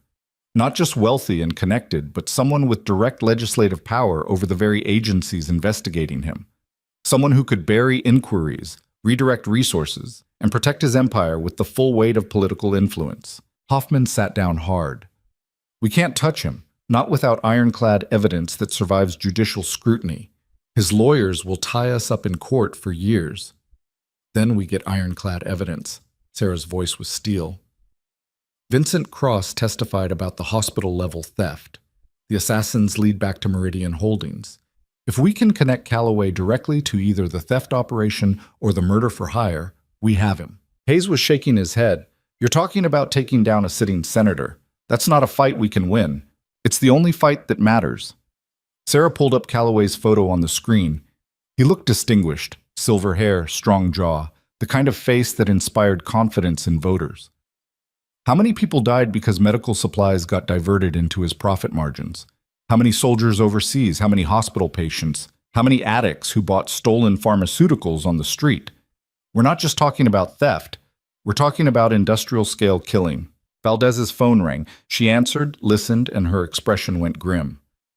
Army intelligence just intercepted a phone call. Senator Calloway's office contacted the Justice Department 20 minutes ago, requesting that all investigations related to the pharmaceutical theft be suspended pending congressional review. He's trying to shut us down, Hoffman said, using political pressure to kill the investigation before we connect him to the evidence. Sarah felt rage building behind her ribs, cold and focused. She'd spent 2 years trying to disappear because fighting corruption had destroyed her the first time. She'd taken a night shift job and kept her head down and convinced herself that staying invisible was the same as staying safe. But there was no safety. There was only choosing which battles mattered enough to risk everything. Do we have enough to arrest him? She asked Hoffman. Not yet. We have financial connections and hired killers that lead to his company. But defense attorneys will argue he had no knowledge of illegal operations. We need direct evidence, communications, orders, something that proves he knew about the theft and the murders. The prisoner downstairs. Hayes stood suddenly. He'll have communications with whoever hired him. If we can trace that back to Calloway personally. Already working on it. The intelligence officer was typing frantically. His phone was encrypted, but we've got NSA resources cracking it now, should have access within the hour. Valdez grabbed Sarah's arm. Commander, you need to understand what you're walking into. Taking down a senator isn't like exposing hospital corruption. He'll have the best lawyers money can buy. He'll use media connections to destroy your credibility. He'll dig up every mistake you ever made and use it to paint you as unstable, vindictive, someone with a grudge against authority. Let him. Sarah pulled her arm free. I've been called worse by better people, and I'm still here. The next 40 minutes crawled past. Intelligence officers worked through the encrypted phone while federal agents compiled evidence linking Meridian Holdings to the pharmaceutical theft network. Hoffman drafted subpoenas and arrest warrants, building the legal framework to survive inevitable challenges. Sarah stood at the window watching the sun set over Ashmont City. Somewhere out there, a United States senator was making phone calls and pulling strings, using power accumulated over decades to protect an empire built on stolen medicine and dead patients. And somewhere in this building, the evidence that would destroy him was being assembled one piece at a time. Got it! The intelligence officer's shout brought everyone running. Encrypted messages between the prisoner and a number registered to a phone purchased by Meridian Holdings Security Division. And here, he pulled up another screen. A voicemail from 3 days ago, audio file. He played it on speaker. The voice was cultured, educated, with the smooth confidence of someone used to being obeyed. The witness is a problem that needs to be resolved permanently. I don't care how you do it, but it needs to look like an accident or random violence. Nothing that traces back. You're being paid enough to handle this cleanly. Senator Richard Calloway's voice. Sarah had heard it in news conferences and congressional hearings. There was no mistaking it. The room erupted. Hoffman was already on his phone with a federal judge requesting emergency warrants. Valdez contacted Army leadership. Hayes coordinated with FBI tactical teams. Sarah just stood there, listening to the recording play again. A senator ordering murder with the same casual tone someone might use to arrange a dinner reservation. We have him, Hoffman said, hanging up. Federal judge issued arrest warrants for Senator Calloway and 12 executives at Meridian Holdings. FBI is executing warrants right now. Valdez pulled up news feeds. They showed FBI agents entering a mansion in Georgetown. More agents raiding Meridian Holdings offices in 4 different cities simultaneously. The footage had that surreal quality of watching history happen in real time. Sarah's phone rang. Unknown number. She answered. Commander Rourke. The voice was Calloway's, tight with barely controlled fury. I don't know what you think you've accomplished, but this is far from over. I have resources you can't imagine. I have connections that will make your life a living nightmare. You sent men to kill me, Sarah said quietly. 3 of them died. The 4th gave you up. It's over. Nothing is over until I say it's over. You're a nobody nurse who got lucky one night. I'm a United States Senator with 30 years of political capital. We both know how this ends. Yeah. Sarah looked around the command center at federal agents and Army officers who'd risked their lives to protect her. We do. You're going to federal prison for murder, conspiracy, and corruption. And every soldier who died because medical supplies got stolen, every patient who suffered because medications got diverted, they're going to get justice. Maybe not today, maybe not soon, but eventually. You self-righteous... Sarah hung up. Valdez was staring at her. Was that actually him? Threatening me, on a recorded line, while under federal investigation. Sarah handed her phone to an intelligence officer. Add it to the evidence file. Hayes laughed, a harsh sound with no humor in it. He's so used to being untouchable that he can't even conceive of consequences. That recording just ended any hope of a plea deal. The news feeds updated. Senator Calloway was being led out of his Georgetown mansion in handcuffs, his face purple with rage, shouting at reporters about witch hunts and political persecution. Federal agents were carrying boxes of evidence from Meridian Holdings offices. Stock markets were already reacting, healthcare sector stocks plummeting as the scale of the corruption became clear. Sarah watched it unfold and felt nothing. Not triumph, not satisfaction, just the quiet recognition that sometimes the universe tilted toward justice, even when you'd stopped believing it was possible. Hoffman approached with documents. Commander, we're going to need extensive testimony. Grand jury proceedings, probably multiple trials. This will consume months of your life. I know. And Calloway's lawyers will tear into you. They'll question every decision you made, every action, every word. They'll try to make you the villain instead of the witness. Let them try. Sarah signed the papers he handed her. I've been called worse things than a whistleblower. Colonel Valdez's phone rang again. She answered, listened, and her expression shifted to something Sarah couldn't quite read. What? Sarah asked. That was Lieutenant General Morrison. The Army's reconsidering the Oversight Division offer. Sarah felt her stomach drop. Because I'm too controversial now. A political liability. No. Valdez smiled slightly. Because you just took down a sitting senator and exposed a $200 million theft network. Morrison thinks you're overqualified for oversight.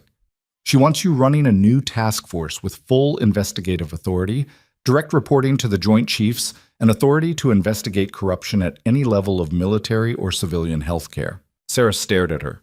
That's not a job. That's a declaration of war against every corrupt official in the system. Exactly. Valdez handed her a folder. Which is why Morrison thinks you're perfect for it.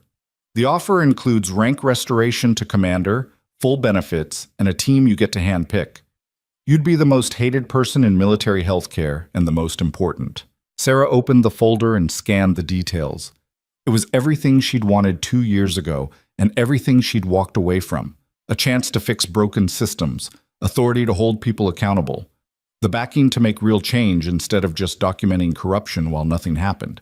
But it also meant choosing that fight every single day, making enemies of powerful people. Living with the knowledge that every investigation might end with another ambush, another team of hired killers, another night running for her life. Hayes moved beside her. For what it's worth, Commander, I think you should take it. The system needs people who won't look away. We've got enough soldiers who follow orders. What we need are soldiers who know which orders to disobey. Sarah looked around at the command center at federal agents packing up evidence, intelligence officers analyzing data, the controlled chaos of people committed to doing something that mattered. She thought about Torres and Delgado, working night shifts at Riverside and trying to do good work in a corrupt system. She thought about Marcus Reed, the veteran who almost died because an administrator decided insurance mattered more than life.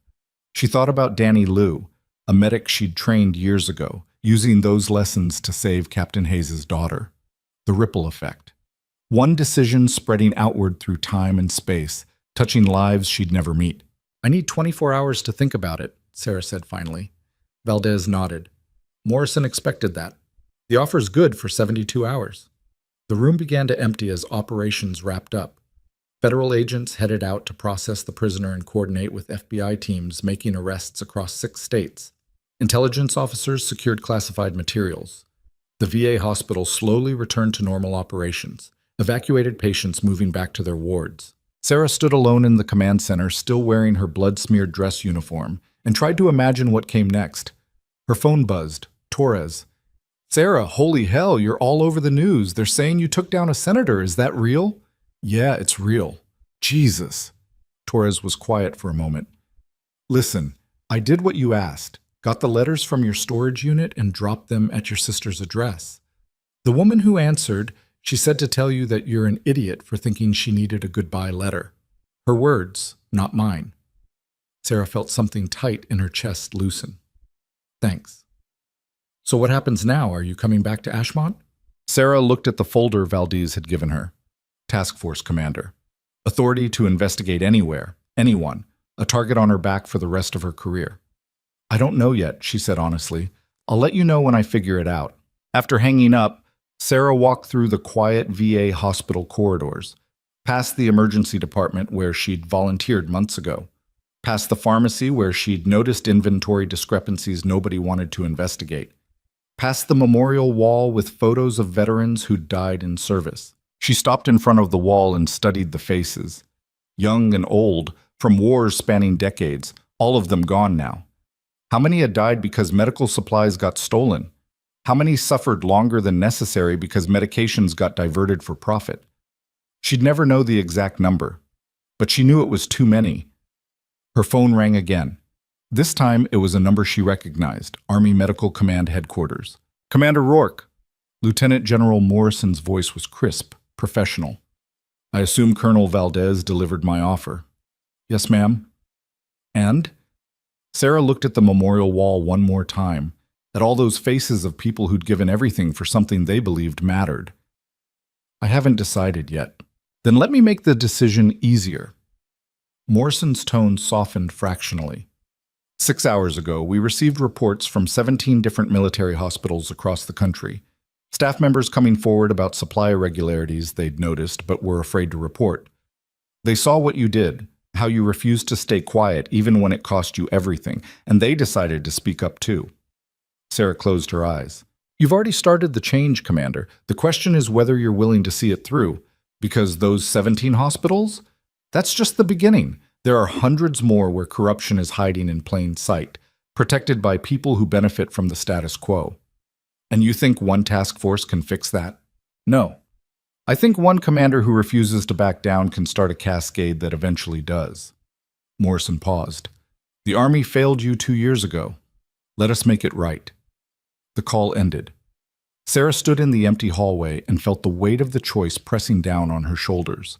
She could walk away, take her testimony, help convict Senator Calloway and his network, then disappear back into civilian life. Find another hospital, another night shift, another attempt at invisibility. Or she could put the uniform back on and choose to fight that battle every day until it was finished, or she was.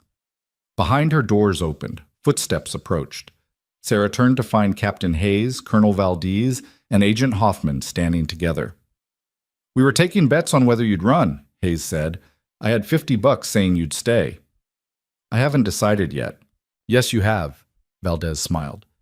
"You decided the moment you challenged Vincent Cross about that veteran. Maybe even before that. You just needed to remember who you were."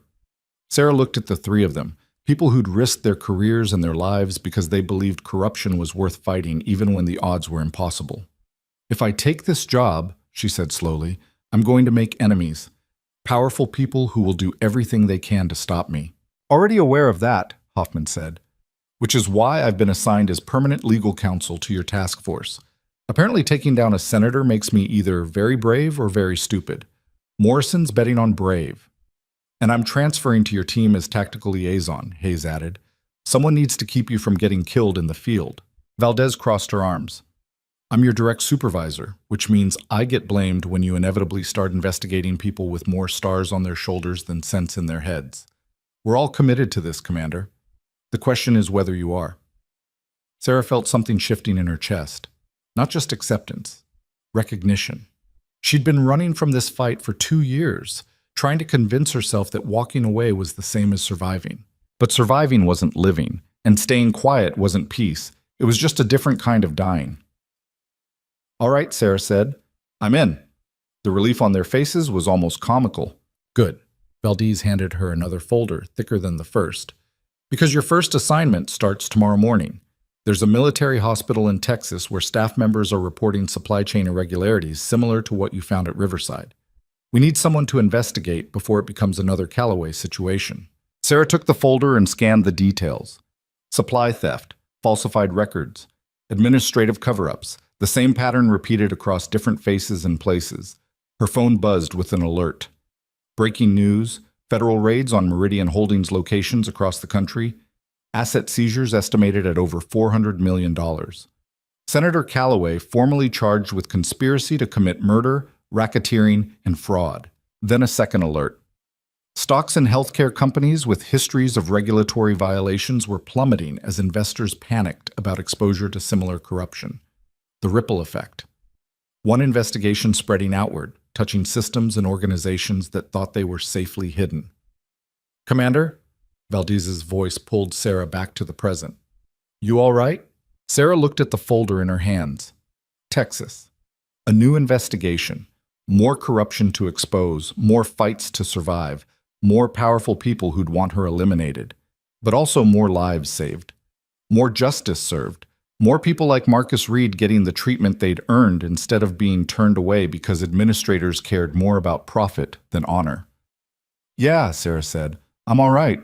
She walked out of the VA hospital into a night that smelled like rain and exhaust and the complicated mess of a city trying to heal itself. Federal agents were still processing the scene. News crews were packing up equipment. Somewhere in federal custody, Senator Callaway was learning what accountability felt like for the first time in his privileged life. Sarah got into an unmarked car driven by a federal agent she didn't know.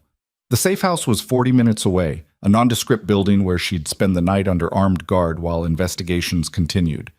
But first, she had one more call to make. Her sister answered on the third ring.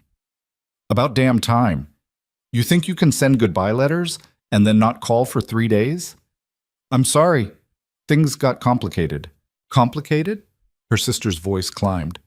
"Complicated is forgetting to water your plants. You took down a senator and almost got killed by assassins. That's not complicated, that's insane." Sarah smiled despite everything. "Fair point. Mom's going to have a heart attack when she sees the news. I'm warning you now." "Tell her I'm fine. Tell her—" Sarah paused, trying to find words that wouldn't sound completely hollow. "Tell her I'm doing something that matters." Her sister was quiet for a long moment, then softly. "I know. I saw your interview from 2 years ago, the one where you testified about the supply theft. I know why you left."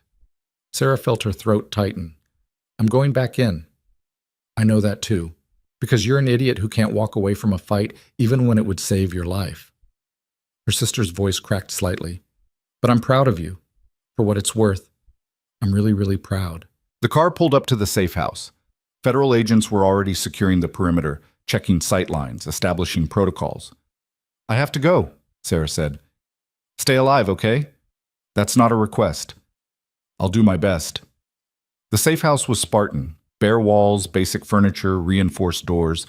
Sarah sat on the edge of the bed and finally let herself feel the exhaustion that had been building since the convoy ambush. She'd gone from invisible night shift nurse to the center of a federal investigation that was still spreading across healthcare systems nationwide. She'd accepted a position that made her a permanent target for anyone profiting from corruption. She'd chosen to fight a battle that might never fully end. And somehow, despite everything, she felt more like herself than she had in 2 years. Sarah pulled out her phone and opened the news alerts. Senator Callaway's arrest was the lead story on every network. Federal prosecutors were already hinting at additional charges. Meridian Holdings' board of directors was in emergency session, scrambling to distance themselves from their majority shareholder. Then a new alert appeared. Breaking. Vincent Cross found dead in federal custody. Authorities investigating possible suicide. Sarah's blood went cold. She called Valdez immediately. "Did you see—" "Already on it. Initial reports say he hung himself with torn bed sheets, but federal investigators aren't buying it. Someone got to him." Inside the detention facility? That's what we're trying to figure out. Valdez's voice was grim. Commander, this means there are more players involved than we realized. People with reach into federal detention centers. Calloway's network went deeper than we thought. Sarah felt the safe house walls closing in. Vincent Cross was the key witness who'd provided testimony connecting the pharmaceutical theft to Meridian Holdings. With him dead, half the evidence chain just evaporated. They're cleaning house, she said quietly, eliminating anyone who can connect the dots. Which makes you the most valuable witness left alive. Valdez paused. Commander, I'm doubling your security detail. Nobody gets close to you without going through a full background check first. After hanging up, Sarah sat in the darkness and listened to footsteps outside her door. Federal agents on patrol. Armed security that was supposed to make her feel safe, but just reminded her how many people wanted her dead. Her phone buzzed with a message from an unknown number. Vincent Cross knew too much. So do you. Calloway was just the beginning. Walk away while you still can. Sarah stared at the message. No name, no signature, just a threat delivered with the casual confidence of someone who'd already killed multiple people and expected her to be next. She typed a response. I'm not walking away. And I'm not dying. Come find me if you want. I'll be ready. She hit send and turned off her phone. Outside, rain began to fall. The rain hammered against the safe house windows like bullets hitting glass. Sarah sat in darkness listening to water drum the roof and federal agents moving through hallways beyond her locked door. Her phone stayed off. The threat message still glowed in her memory even though the screen was black. She didn't sleep. Couldn't. Every time she closed her eyes, she saw Vincent Cross hanging in a federal detention cell, murdered and staged as suicide because he knew too much. She saw the 3 attackers bleeding out in the VA hospital sub-basement. She saw Senator Calloway's face twisted with rage as FBI agents dragged him from his Georgetown mansion. And behind all of it, she felt something larger moving in the shadows. Someone with enough power to reach into federal custody and eliminate witnesses. Someone who viewed human lives as obstacles to be removed. At dawn, Colonel Valdez arrived with coffee and grim news. Autopsy confirms Vincent Cross was murdered.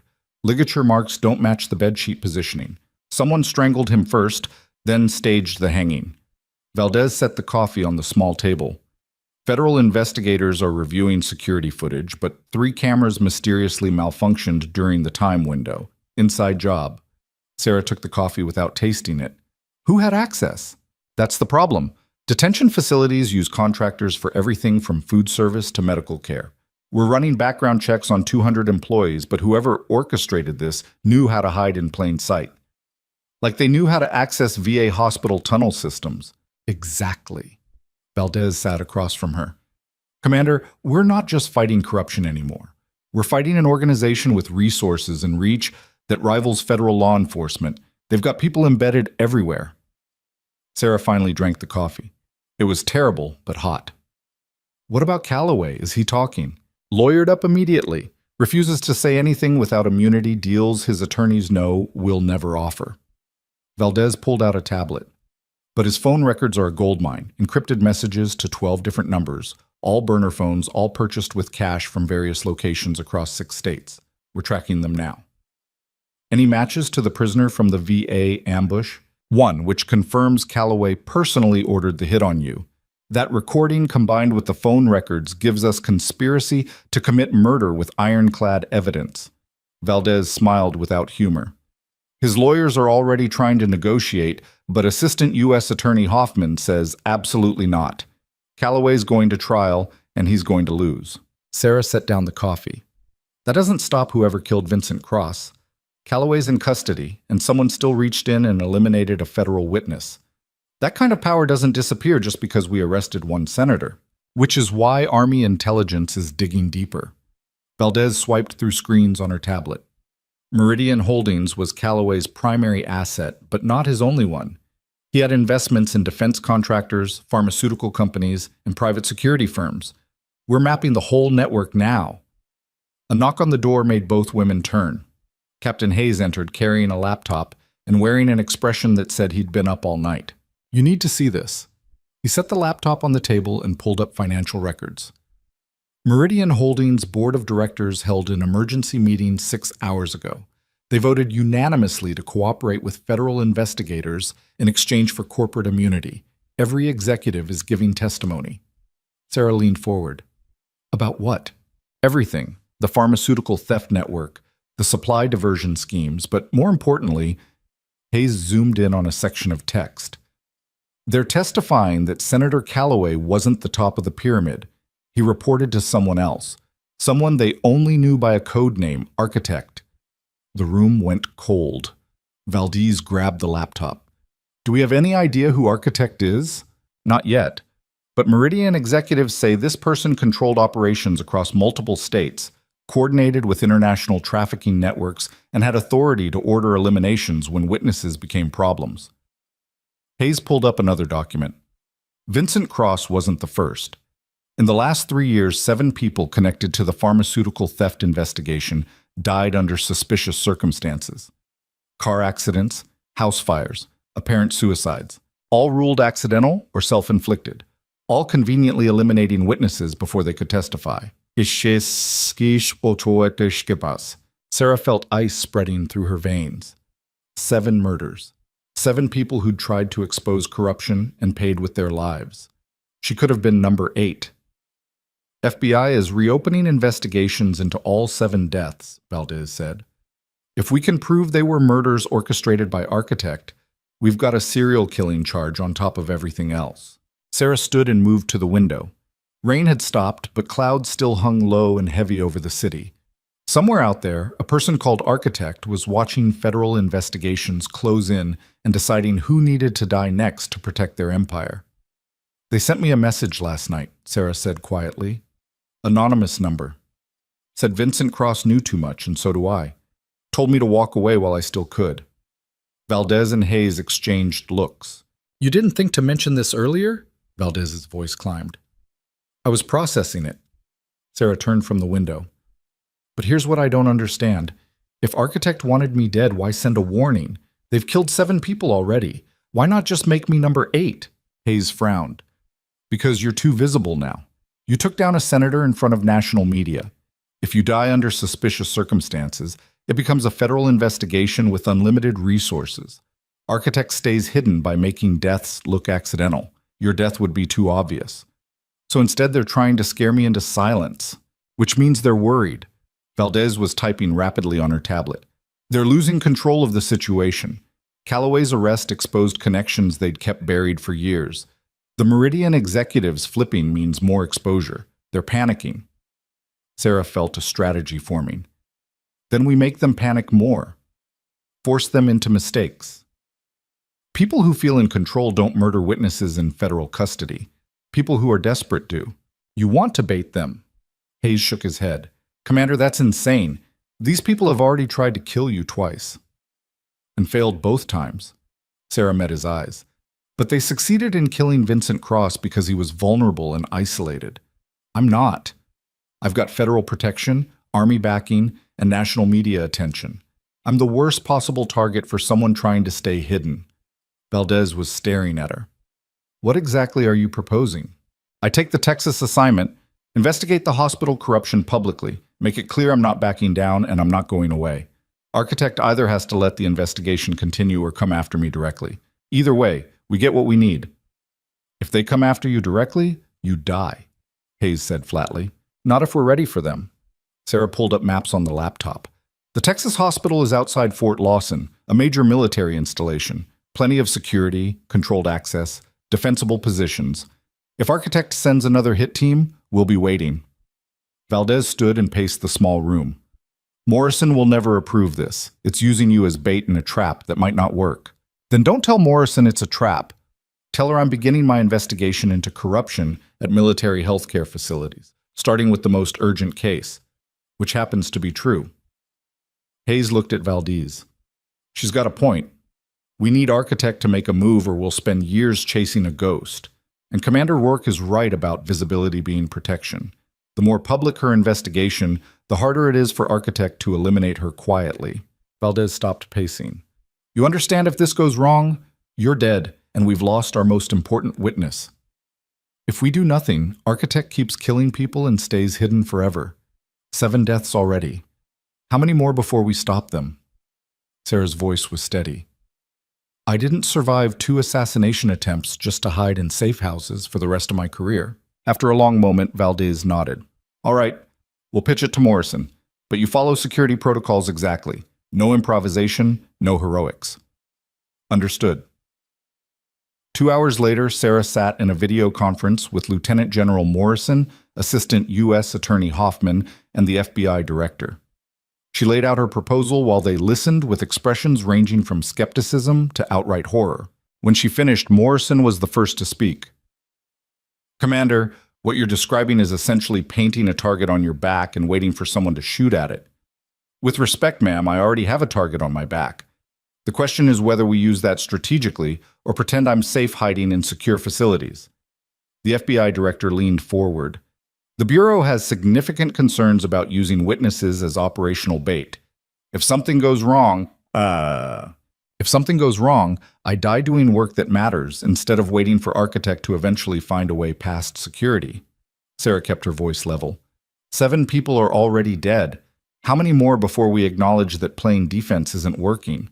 Hoffman adjusted his glasses. From a prosecutorial standpoint, Commander Rourke's visibility actually strengthens our case. If Architect attempts another elimination, we gain additional charges and evidence of ongoing criminal conspiracy. If they don't attempt elimination, the investigation proceeds and we gather testimony from Texas that builds the larger pattern. Morrison drummed her fingers on the desk. You're asking me to approve an operation where success means either you survive another assassination attempt or you conduct your investigation without being attacked. Those aren't great odds. They're the only odds we have, ma'am. The video conference went silent for nearly a minute. Sarah could see Morrison calculating risks and benefits, weighing the value of one commander against the possibility of breaking open an investigation that had already consumed multiple lives. Finally, Morrison spoke. Approved, but with conditions. You travel with a full security detail. You stay on Fort Lawson grounds except for official business. You wear protective equipment at all times in unsecured areas. And if intelligence identifies a credible threat, you evacuate immediately without argument. Yes, ma'am. And Commander? Morrison's expression softened fractionally. Don't get killed. That's not a suggestion. The conference ended. Sarah sat back and felt adrenaline mixing with exhaustion in her bloodstream. She'd just volunteered to walk into a situation where professional killers might be waiting. The smart move would have been accepting witness protection and disappearing until trials concluded. But she'd tried disappearing for 2 years and it hadn't worked. Invisibility wasn't safety. It was just a slower kind of dying. That afternoon, Sarah flew to Texas on a military transport surrounded by 8 federal agents and enough firepower to invade a small country. Hayes accompanied her, checking sightlines and exit routes compulsively. Valdez stayed in Washington, coordinating with Army intelligence and FBI investigators tracking Architect's network. Fort Lawson sprawled across 10,000 acres of scrubland outside San Antonio. The military hospital sat near the center of the base, a modern facility that treated active duty personnel, veterans, and their families. From the outside, it looked pristine and well-maintained. Inside, according to staff reports, supplies were disappearing faster than inventory records could explain. Sarah's security detail established a perimeter around the hospital administrative wing before she even entered the building. Military police cleared hallways. Agents checked every office, every closet, every space where a threat could hide. The hospital director was a colonel named Martin Reeves, 53 years old, with a spotless service record and an expression that said he deeply resented federal oversight invading his territory. Commander Rourke. He didn't offer his hand. I'm told you're here to investigate allegations of supply irregularities. That's correct, Colonel. And I'm told I'm required to provide full access to all records, personnel files, and inventory systems. His jaw tightened. I want you to know I consider this investigation a waste of resources and an insult to my staff's integrity. Sarah met his eyes calmly. Then you have nothing to worry about. If your operation is clean, my investigation will confirm that and everyone moves on. And if you find discrepancies, what then? Then we determine whether they're honest mistakes or evidence of systematic theft, same as any audit. She gestured toward his office. Shall we begin? Reeves led her inside reluctantly. His office was decorated with unit citations and photos from various deployments. A man proud of his service, protective of his command. Exactly the kind of officer who would either cooperate completely or obstruct every step depending on what the investigation uncovered. Sarah pulled up inventory records on her laptop while Hayes positioned himself near the door. The numbers told a familiar story. Morphine requisitions that didn't match usage logs, trauma supplies ordered in quantities that exceeded reasonable demand, medications disappearing from secure storage without proper documentation. Colonel, can you explain why this hospital ordered 600 units of fentanyl last month when patient treatment logs show only 400 administered? Reeves leaned over her shoulder, frowning. That can't be right. Let me see the sourcing. He scrolled through screens. Those orders were placed by the pharmacy director, Captain Lloyd Shaw. He handles all controlled substance requisitions. I'd like to speak with Captain Shaw. He's on duty now. I'll have him brought to my office. Reeves made a phone call. 10 minutes later, a man in his 40s entered looking nervous. Captain Lloyd Shaw had the soft build of someone who spent more time behind desks than in the field. His eyes darted between Sarah and Reeves like he was calculating escape routes. Captain Shaw, Sarah gestured to a chair. I'm reviewing controlled substance orders, and I have questions about discrepancies between requisitions and usage. Shaw sat slowly. What kind of discrepancies? The kind where your hospital orders significantly more medication than patient records indicate you're administering, where supplies go missing from secure storage without proper documentation, where inventory numbers don't reconcile with purchasing records. Sarah slid the laptop toward him. Can you explain these numbers? Shaw stared at the screen. Sweat appeared on his forehead despite the office air conditioning. I follow standard protocols for all orders. If there are discrepancies, they're probably data entry errors or... Captain Shaw. Sarah's voice dropped lower. I've investigated this kind of theft before. I know what it looks like, and I know the difference between honest mistakes and systematic diversion. So I'm going to ask you again. Can you explain these numbers? Shaw's hands were shaking now. He looked at Reeves, then back to Sarah, then at the door where Hayes stood blocking the exit. I want a lawyer, Shaw whispered. Reeves exploded. What the hell are you talking about? You're saying these allegations are true? I'm saying I want a lawyer before I answer any more questions. Shaw's voice was getting higher, panic taking over. I know my rights. I don't have to.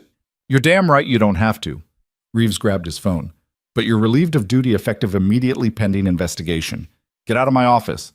Shaw practically ran from the room. Hayes stopped him at the door long enough for federal agents to take custody, then let him go. Reeves sat down heavily. How bad is it? Sarah pulled up more records. Based on preliminary review, at least $200,000 in diverted medications over the last 18 months. Possibly more if we dig deeper into historical records. The pattern matches what we found at Riverside General and at 11 other facilities connected to the Meridian Holdings network. Son of a bitch, Reeves looked genuinely shocked. Shaw's been my pharmacy director for 3 years. Never a single red flag. That's how these operations work, Colonel. They recruit people who appear trustworthy and competent. People nobody would suspect. Sarah closed the laptop. I'll need to interview your entire supply chain staff. Someone else had to be involved. Shaw couldn't have done this alone. The investigation consumed the next 3 days. Sarah worked 18-hour shifts reviewing records, interviewing staff, and building a comprehensive picture of how Fort Lawson's supply theft operation functioned. Hayes and the security detail shadowed her constantly, checking every room before she entered, screening everyone who came within speaking distance. By the third day, the pattern was clear. Captain Shaw had diverted controlled substances to a private distributor who then sold them on the black market. But Shaw was just the on-site operator. Someone else provided instructions, arranged logistics, and collected profits. Someone who'd used identical systems at Riverside General and 15 other hospitals across the country. Sarah was reviewing financial records when Valdez called with news that made everything click into place. Army intelligence cracked one of the burner phone accounts connected to Senator Calloway.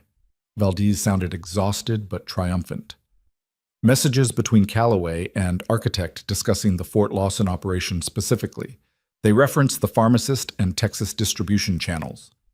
Sarah felt her pulse quicken. Do we have Architect's real identity? Not yet, but we're close. The burner phone connected to a server in Maryland. FBI raided the location 2 hours ago and seized hard drives. Forensics is processing them now. What about Shaw? Has he talked? Lawyered up like Cross did, but his attorney's making noise about cooperation if we offer immunity. Hoffman's considering it. Shaw's testimony could connect Fort Lawson directly to the larger network. Sarah looked at the records spread across her temporary office. Names and numbers and transactions that represented stolen medicine and suffering patients. The same crime repeated across institutions because the system allowed it. Tell Hoffman to offer the deal. We need Shaw's testimony more than we need him in prison. But make it conditional. Full cooperation, complete disclosure, or the deal voids and he faces maximum charges. Already done. Shaw's attorney agreed.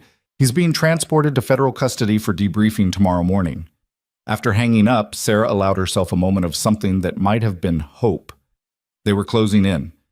Vincent Cross's death had been meant to scare witnesses into silence, but instead it had accelerated investigations and pushed more people toward cooperation. Architect's organization was unraveling. Her phone buzzed with another anonymous message. You're making a mistake. Walk away now, or what happened to Cross happens to Shaw, and then to you. Sarah stared at the threat. Architect was watching, knew about Shaw's cooperation deal, knew she was at Fort Lawson conducting the investigation. She forwarded the message to Valdez with a simple note. They're watching. Increase Shaw's security. 20 minutes later, her phone rang. Valdez sounded shaken. Shaw's dead. His attorney found him in the interview room with a slit throat. Federal agents were outside the entire time. Nobody saw anyone enter or leave. Sarah felt the world tilt. Another murder. Another witness eliminated before testimony could damage Architect's network. This was beyond inside help or lucky timing. This was an organization with tendrils so deep into federal law enforcement that they could execute people in secured facilities without being caught. How? Sarah's voice came out hoarse. We don't know yet. But Commander, you need to understand what this means. Architect can reach anyone, anywhere, anytime. The only reason you're still alive is because killing you would generate too much attention. But if you keep pushing, eventually that calculation changes. Sarah looked around her temporary office at Fort Lawson. Federal agents outside the door. Military police on patrol. Multiple layers of security that were supposed to keep her safe. None of it mattered if Architect had people embedded at every level. What do you want me to do? Sarah asked. Run? Hide? Watch more people die because I'm too scared to keep investigating? I want you to be realistic about the threat. Valdez's voice was strained. 8 people dead now. 8. And we still don't know who Architect is or how to stop them. Then we force them out of hiding. Sarah felt cold clarity settling over her. They keep killing witnesses because they're afraid of testimony. What if I testified publicly? Gave interviews, published findings, made everything I know available to media outlets nationwide. Architect can't kill information that's already been disseminated. Valdez was quiet for a long moment. That's actually not a terrible idea. If your testimony is public record, eliminating you accomplishes nothing. The damage is already done. Exactly. And it pressures Architect into making defensive moves instead of offensive ones. They'll have to focus on protecting their identity rather than eliminating witnesses. I'll run it past Morrison and Hoffman. But Sarah? Valdez's voice softened. Be careful. These people have killed 8 times without getting caught. Don't assume you'll be the one who survives if they decide you're too dangerous to leave alive. That night, Sarah sat in her quarters at Fort Lawson, writing testimony that would expose everything she'd discovered. The pharmaceutical theft network, the murdered witnesses, the connections between Riverside General, Fort Lawson, and 14 other facilities.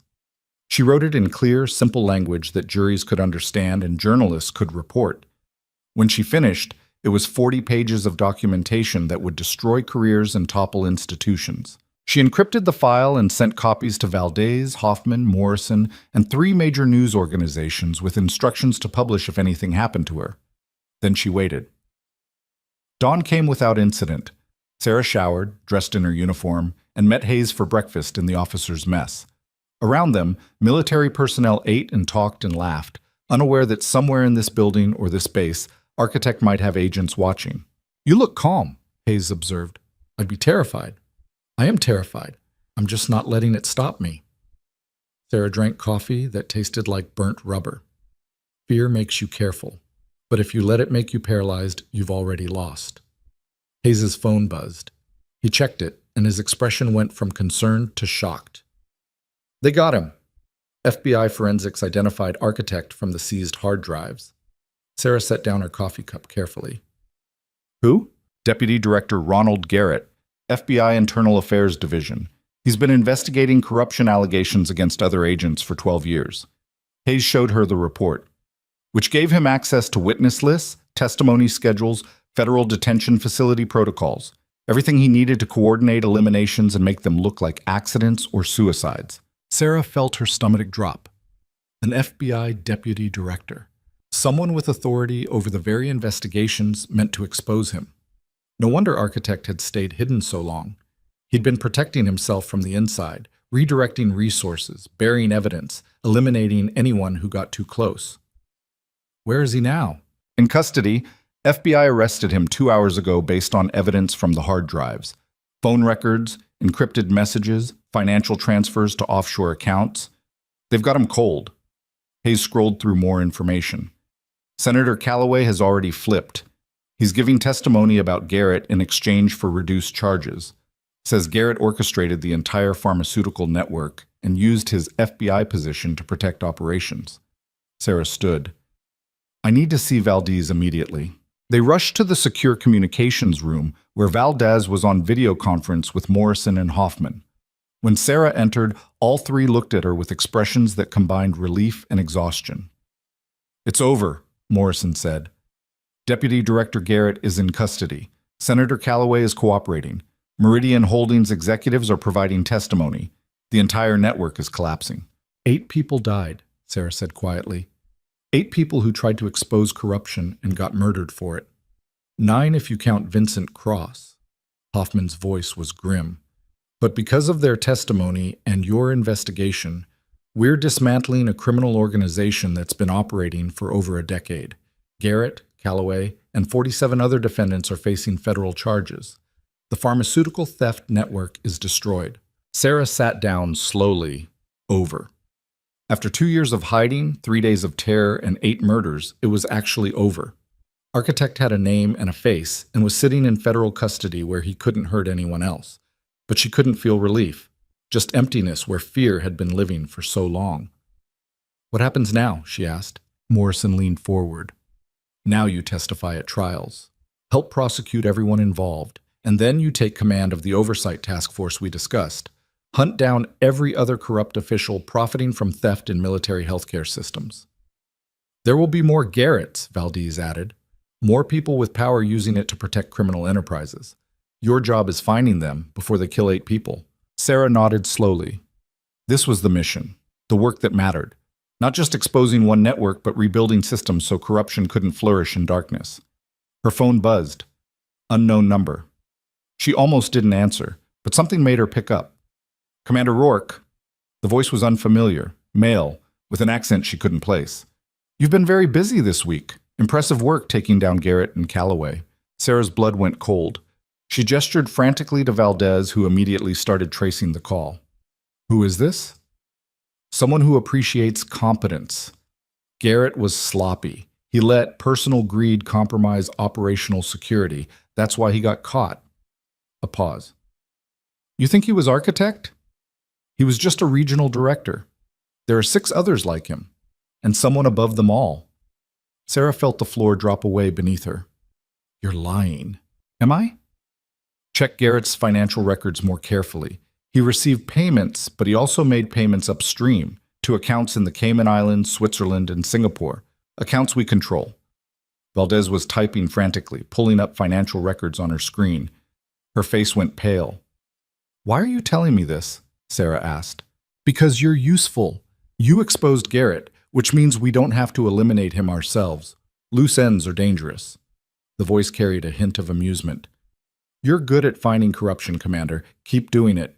Clean up our mistakes. Make the system more efficient for us. I'm not working for you. You already are. Every corrupt official you expose makes our operation stronger. Every weak link you remove makes us harder to detect. You think you're fighting us? The voice laughed softly. You're doing exactly what we want. The call ended. Sarah stared at her phone while Valdez and Morrison and Hoffman looked at her with expressions of mounting horror. "Tell me that wasn't real," Morrison said finally. Valdez pulled up the financial records on her screen. Garrett received $40 million over 10 years, but he also transferred $18 million upstream to 3 different offshore accounts. The transactions are carefully hidden, but they're there. Meaning Garrett was middle management in an organization we haven't even begun to expose. Hoffman looked sick. Callaway. The Meridian executives, all 47 defendants. They're just one branch of something much larger. Sarah felt exhaustion crushing down on her shoulders. They'd won the battle and discovered they were losing the war. Garrett's arrest hadn't stopped anything. It had just exposed how little they actually understood about the organization they were fighting. Outside Fort Lawson, morning sun was burning through clouds. Staff moved between buildings carrying out daily routines. Everything looked normal, but nothing was normal anymore. Sarah's phone buzzed with a message from the unknown number. "Welcome to the real fight, Commander. Try not to die too quickly." Sarah set the phone down and looked at the faces on the video conference screen.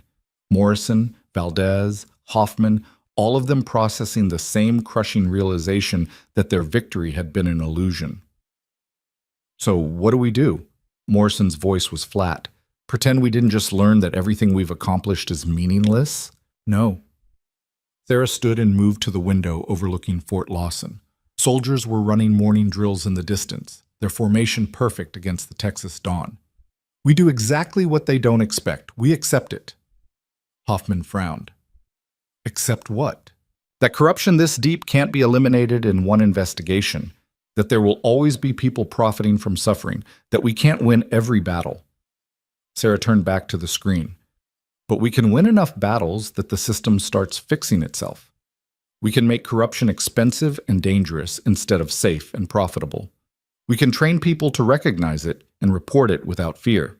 "They just told you that you're doing their work for them," Valdez said, "that every corrupt official you expose makes their operation stronger." "They're lying." Sarah's voice was certain now. "If we were really helping them, they wouldn't have tried to kill me twice. They wouldn't have murdered 8 people to protect their network. Fear makes people say things designed to break your will, but I'm not broken." Morrison studied her through the screen. "What are you proposing, Commander?" "I take command of the Oversight Task Force, like we discussed, but instead of just investigating individual cases, we build something bigger. A system where corruption can't hide. Whistleblower protections that actually work.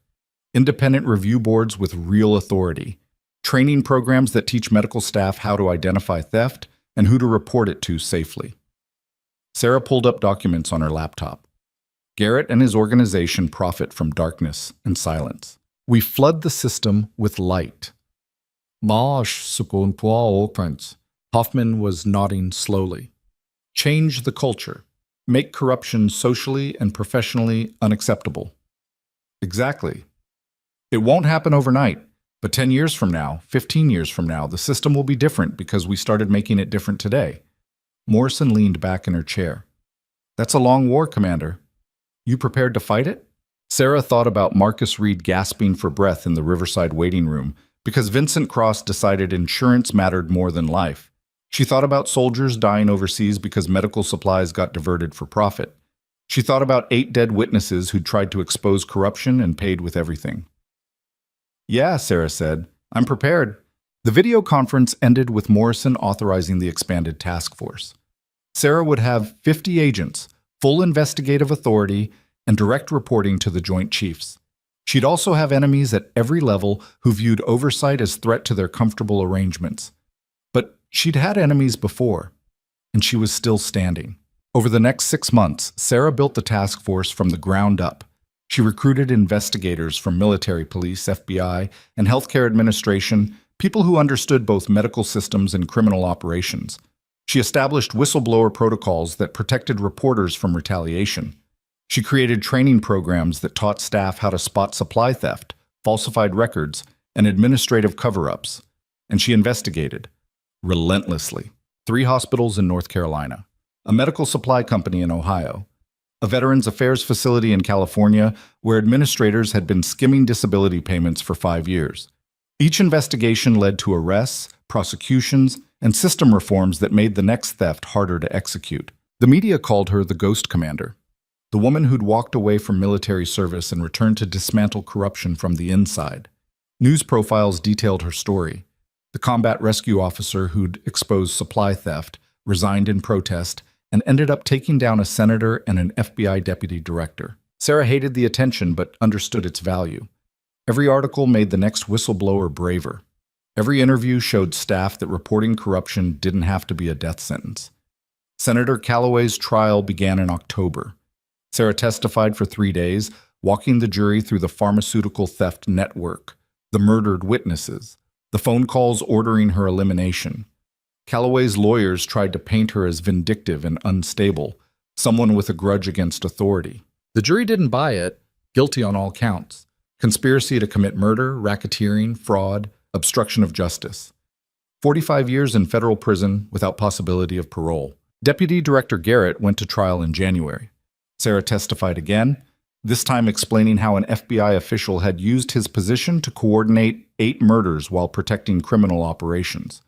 The evidence was overwhelming: financial records, encrypted messages, testimony from former associates who'd flipped to save themselves. Guilty. Life imprisonment without parole. 43 other defendants pleaded guilty rather than face trials. Meridian Holdings was dissolved, its assets seized and liquidated to compensate victims. The pharmaceutical network that had operated for over a decade ceased to exist. But Sarah knew the larger organization remained.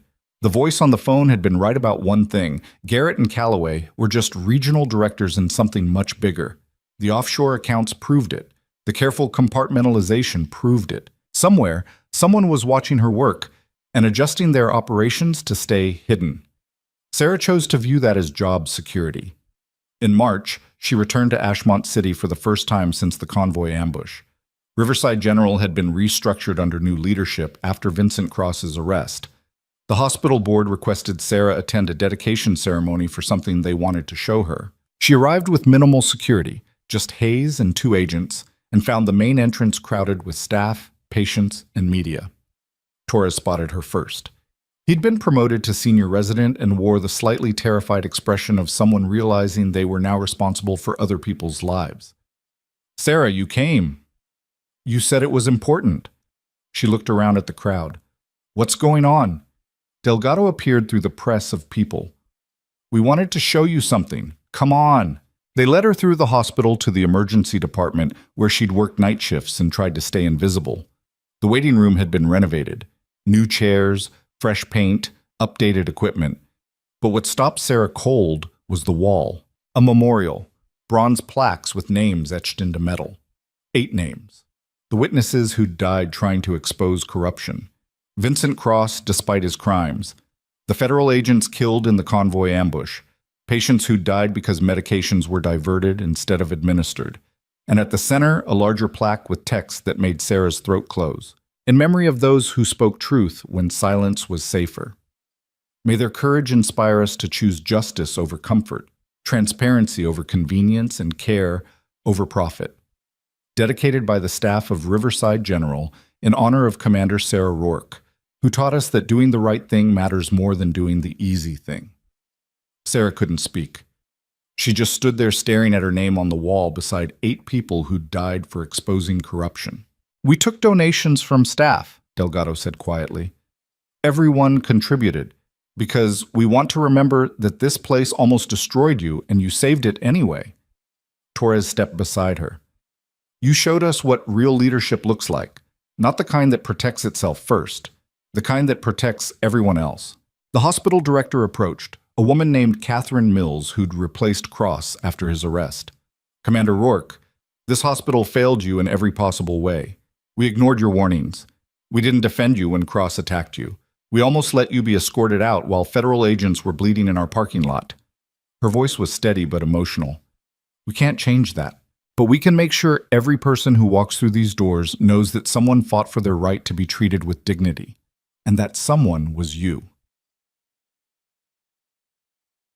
Sarah finally found her voice. "I was just doing my job." "No." Mills shook her head. "You were doing everyone else's job because they were too afraid to do it themselves." There's a difference. The crowd applauded.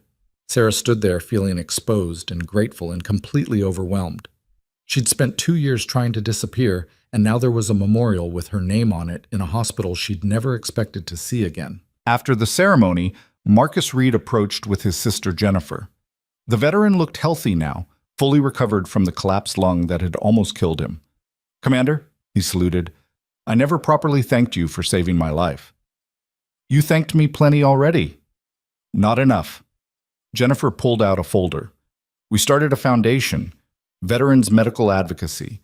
We help former service members navigate healthcare systems and connect them with resources. We're naming it after you." Sarah took the folder numbly. The Rourke Foundation. Mission statement about protecting veterans' access to quality healthcare. Board of directors that included 2 former generals, a congresswoman, and Marcus Reed himself. "I don't know what to say." "Say yes," Marcus said. "Let us turn what almost killed me into something that helps others. Let your name mean something to veterans who need someone fighting for them." Sarah looked at these people who'd taken trauma and grief and transformed it into action. Who'd decided that the best response to corruption was building something better. "Yeah," she said finally. "Yes." That evening, Sarah sat in a hotel room in Ashmont and video called her sister for the first time in months. "You look terrible," her sister said immediately. "When's the last time you slept?" "I sleep. Lying to me doesn't work. I've known you too long." Her sister's expression softened. "But you look happy, exhausted and stressed and probably headed for a breakdown, but happy, like you're doing something that matters." Sarah smiled despite everything. "I am." "Good. Because Mom won't stop telling everyone at church that her daughter took down a senator.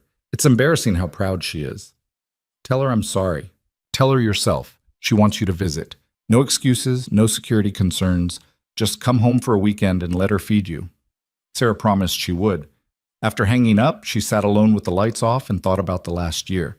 She'd survived 2 assassination attempts, exposed corruption that led to 47 convictions, built a task force that was changing how the military investigated healthcare fraud. And she'd finally stopped running from who she was. The uniform had never been the problem.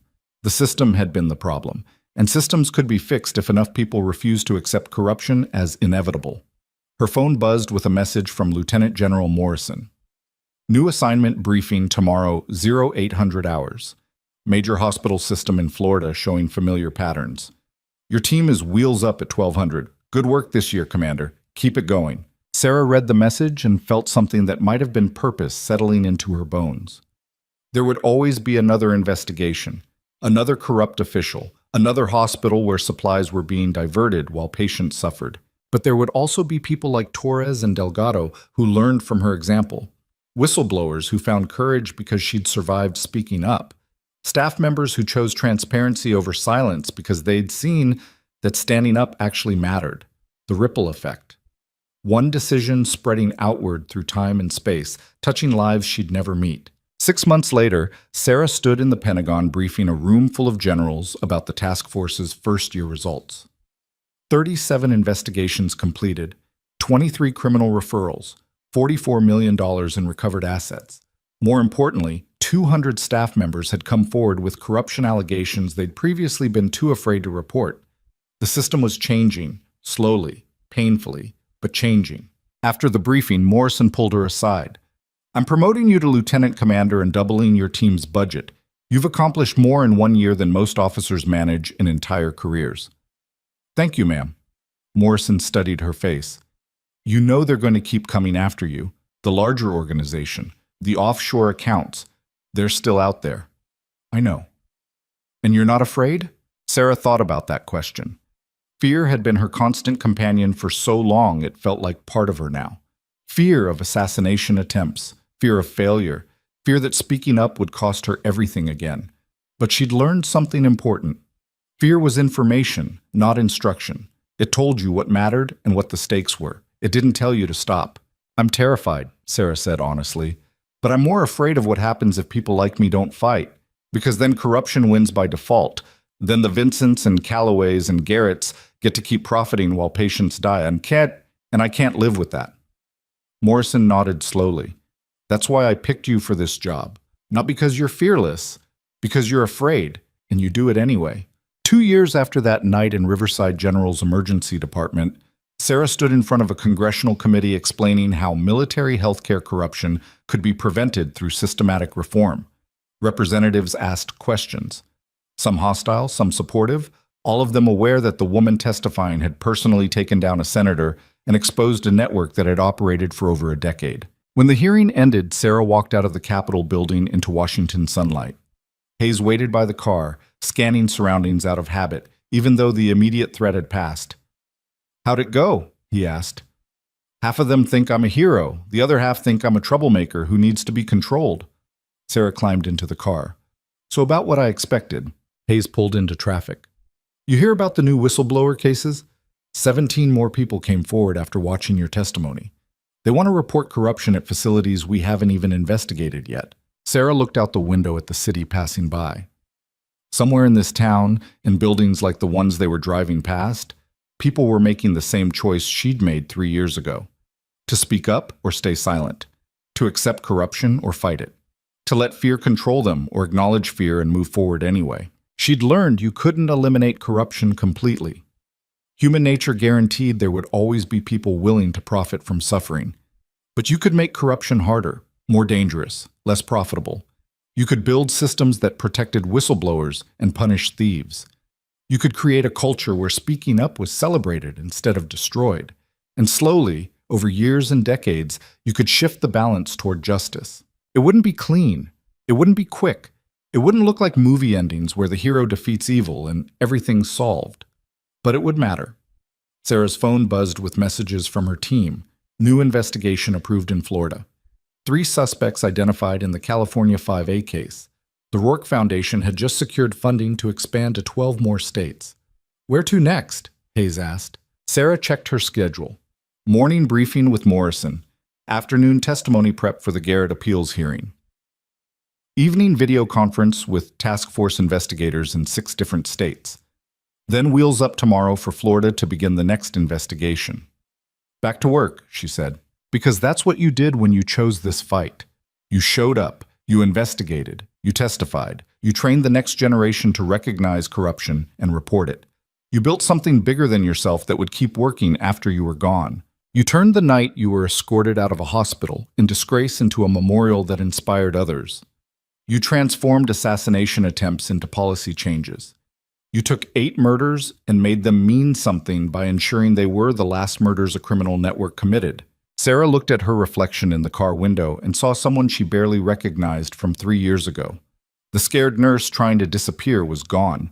In her place was a commander who'd accepted that some battles never ended, you just fought them better. The uniform she wore carried weight now. Not just medals and ribbons, but responsibility. Every investigation she conducted, every corruption case she exposed, every whistleblower she protected, all of it accumulated into something larger than any single person. A movement, a cultural shift, a recognition that doing the right thing mattered even when it was terrifying. Her phone buzzed one more time. Torres, sending a photo from Riverside General. The memorial wall with fresh flowers placed by a patient's family. The message said simply, "Thank you for teaching us courage has a cost, and it's still worth paying." Sarah saved the photo and put her phone away. Some people would say she was naive. That corruption was too embedded, too powerful, too profitable to ever be defeated. That she was wasting her career fighting a battle she couldn't win. They were probably right about the battle, but they were wrong about the winning. Because winning wasn't about eliminating corruption completely. It was about making sure corruption paid a price. That people like Vincent Cross and Senator Callaway and Deputy Director Garrett faced consequences instead of protection. That the next Marcus Reed got treated instead of turned away. That the next witness survived instead of being murdered. Victory was measured in investigations completed and lives saved and systems reformed. In whistleblowers who spoke up because they'd seen others survive speaking up. In staff who chose transparency because they'd learned silence enabled suffering. Sarah Rourke had walked away from the military because the system was broken.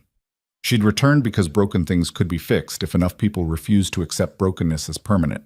And she would keep fixing it, one investigation at a time, one exposed official at a time, one protected whistleblower at a time, until either the work was finished or she was. The car turned toward the Pentagon where her team was waiting. Sarah closed her eyes briefly, took a breath, and prepared for the next fight. Because that's what commanders did. They assessed the battlefield, rallied their troops, and engaged the enemy with every resource available. And they didn't quit. No matter how long the war lasted, no matter how many battles they lost along the way, they kept fighting. Because some things were worth fighting for, even when victory wasn't guaranteed. Justice. Accountability. The principle that human lives mattered more than profit margins. These things were worth everything Sarah had sacrificed and everything she might still sacrifice. And she would keep giving it, gladly, for as long as the fight continued. The Pentagon appeared ahead, sunlight reflecting off glass and steel. Sarah opened her eyes, checked her watch, and started reviewing case files for the afternoon briefing. There was work to do. There was always work to do. And she was exactly where she needed to be.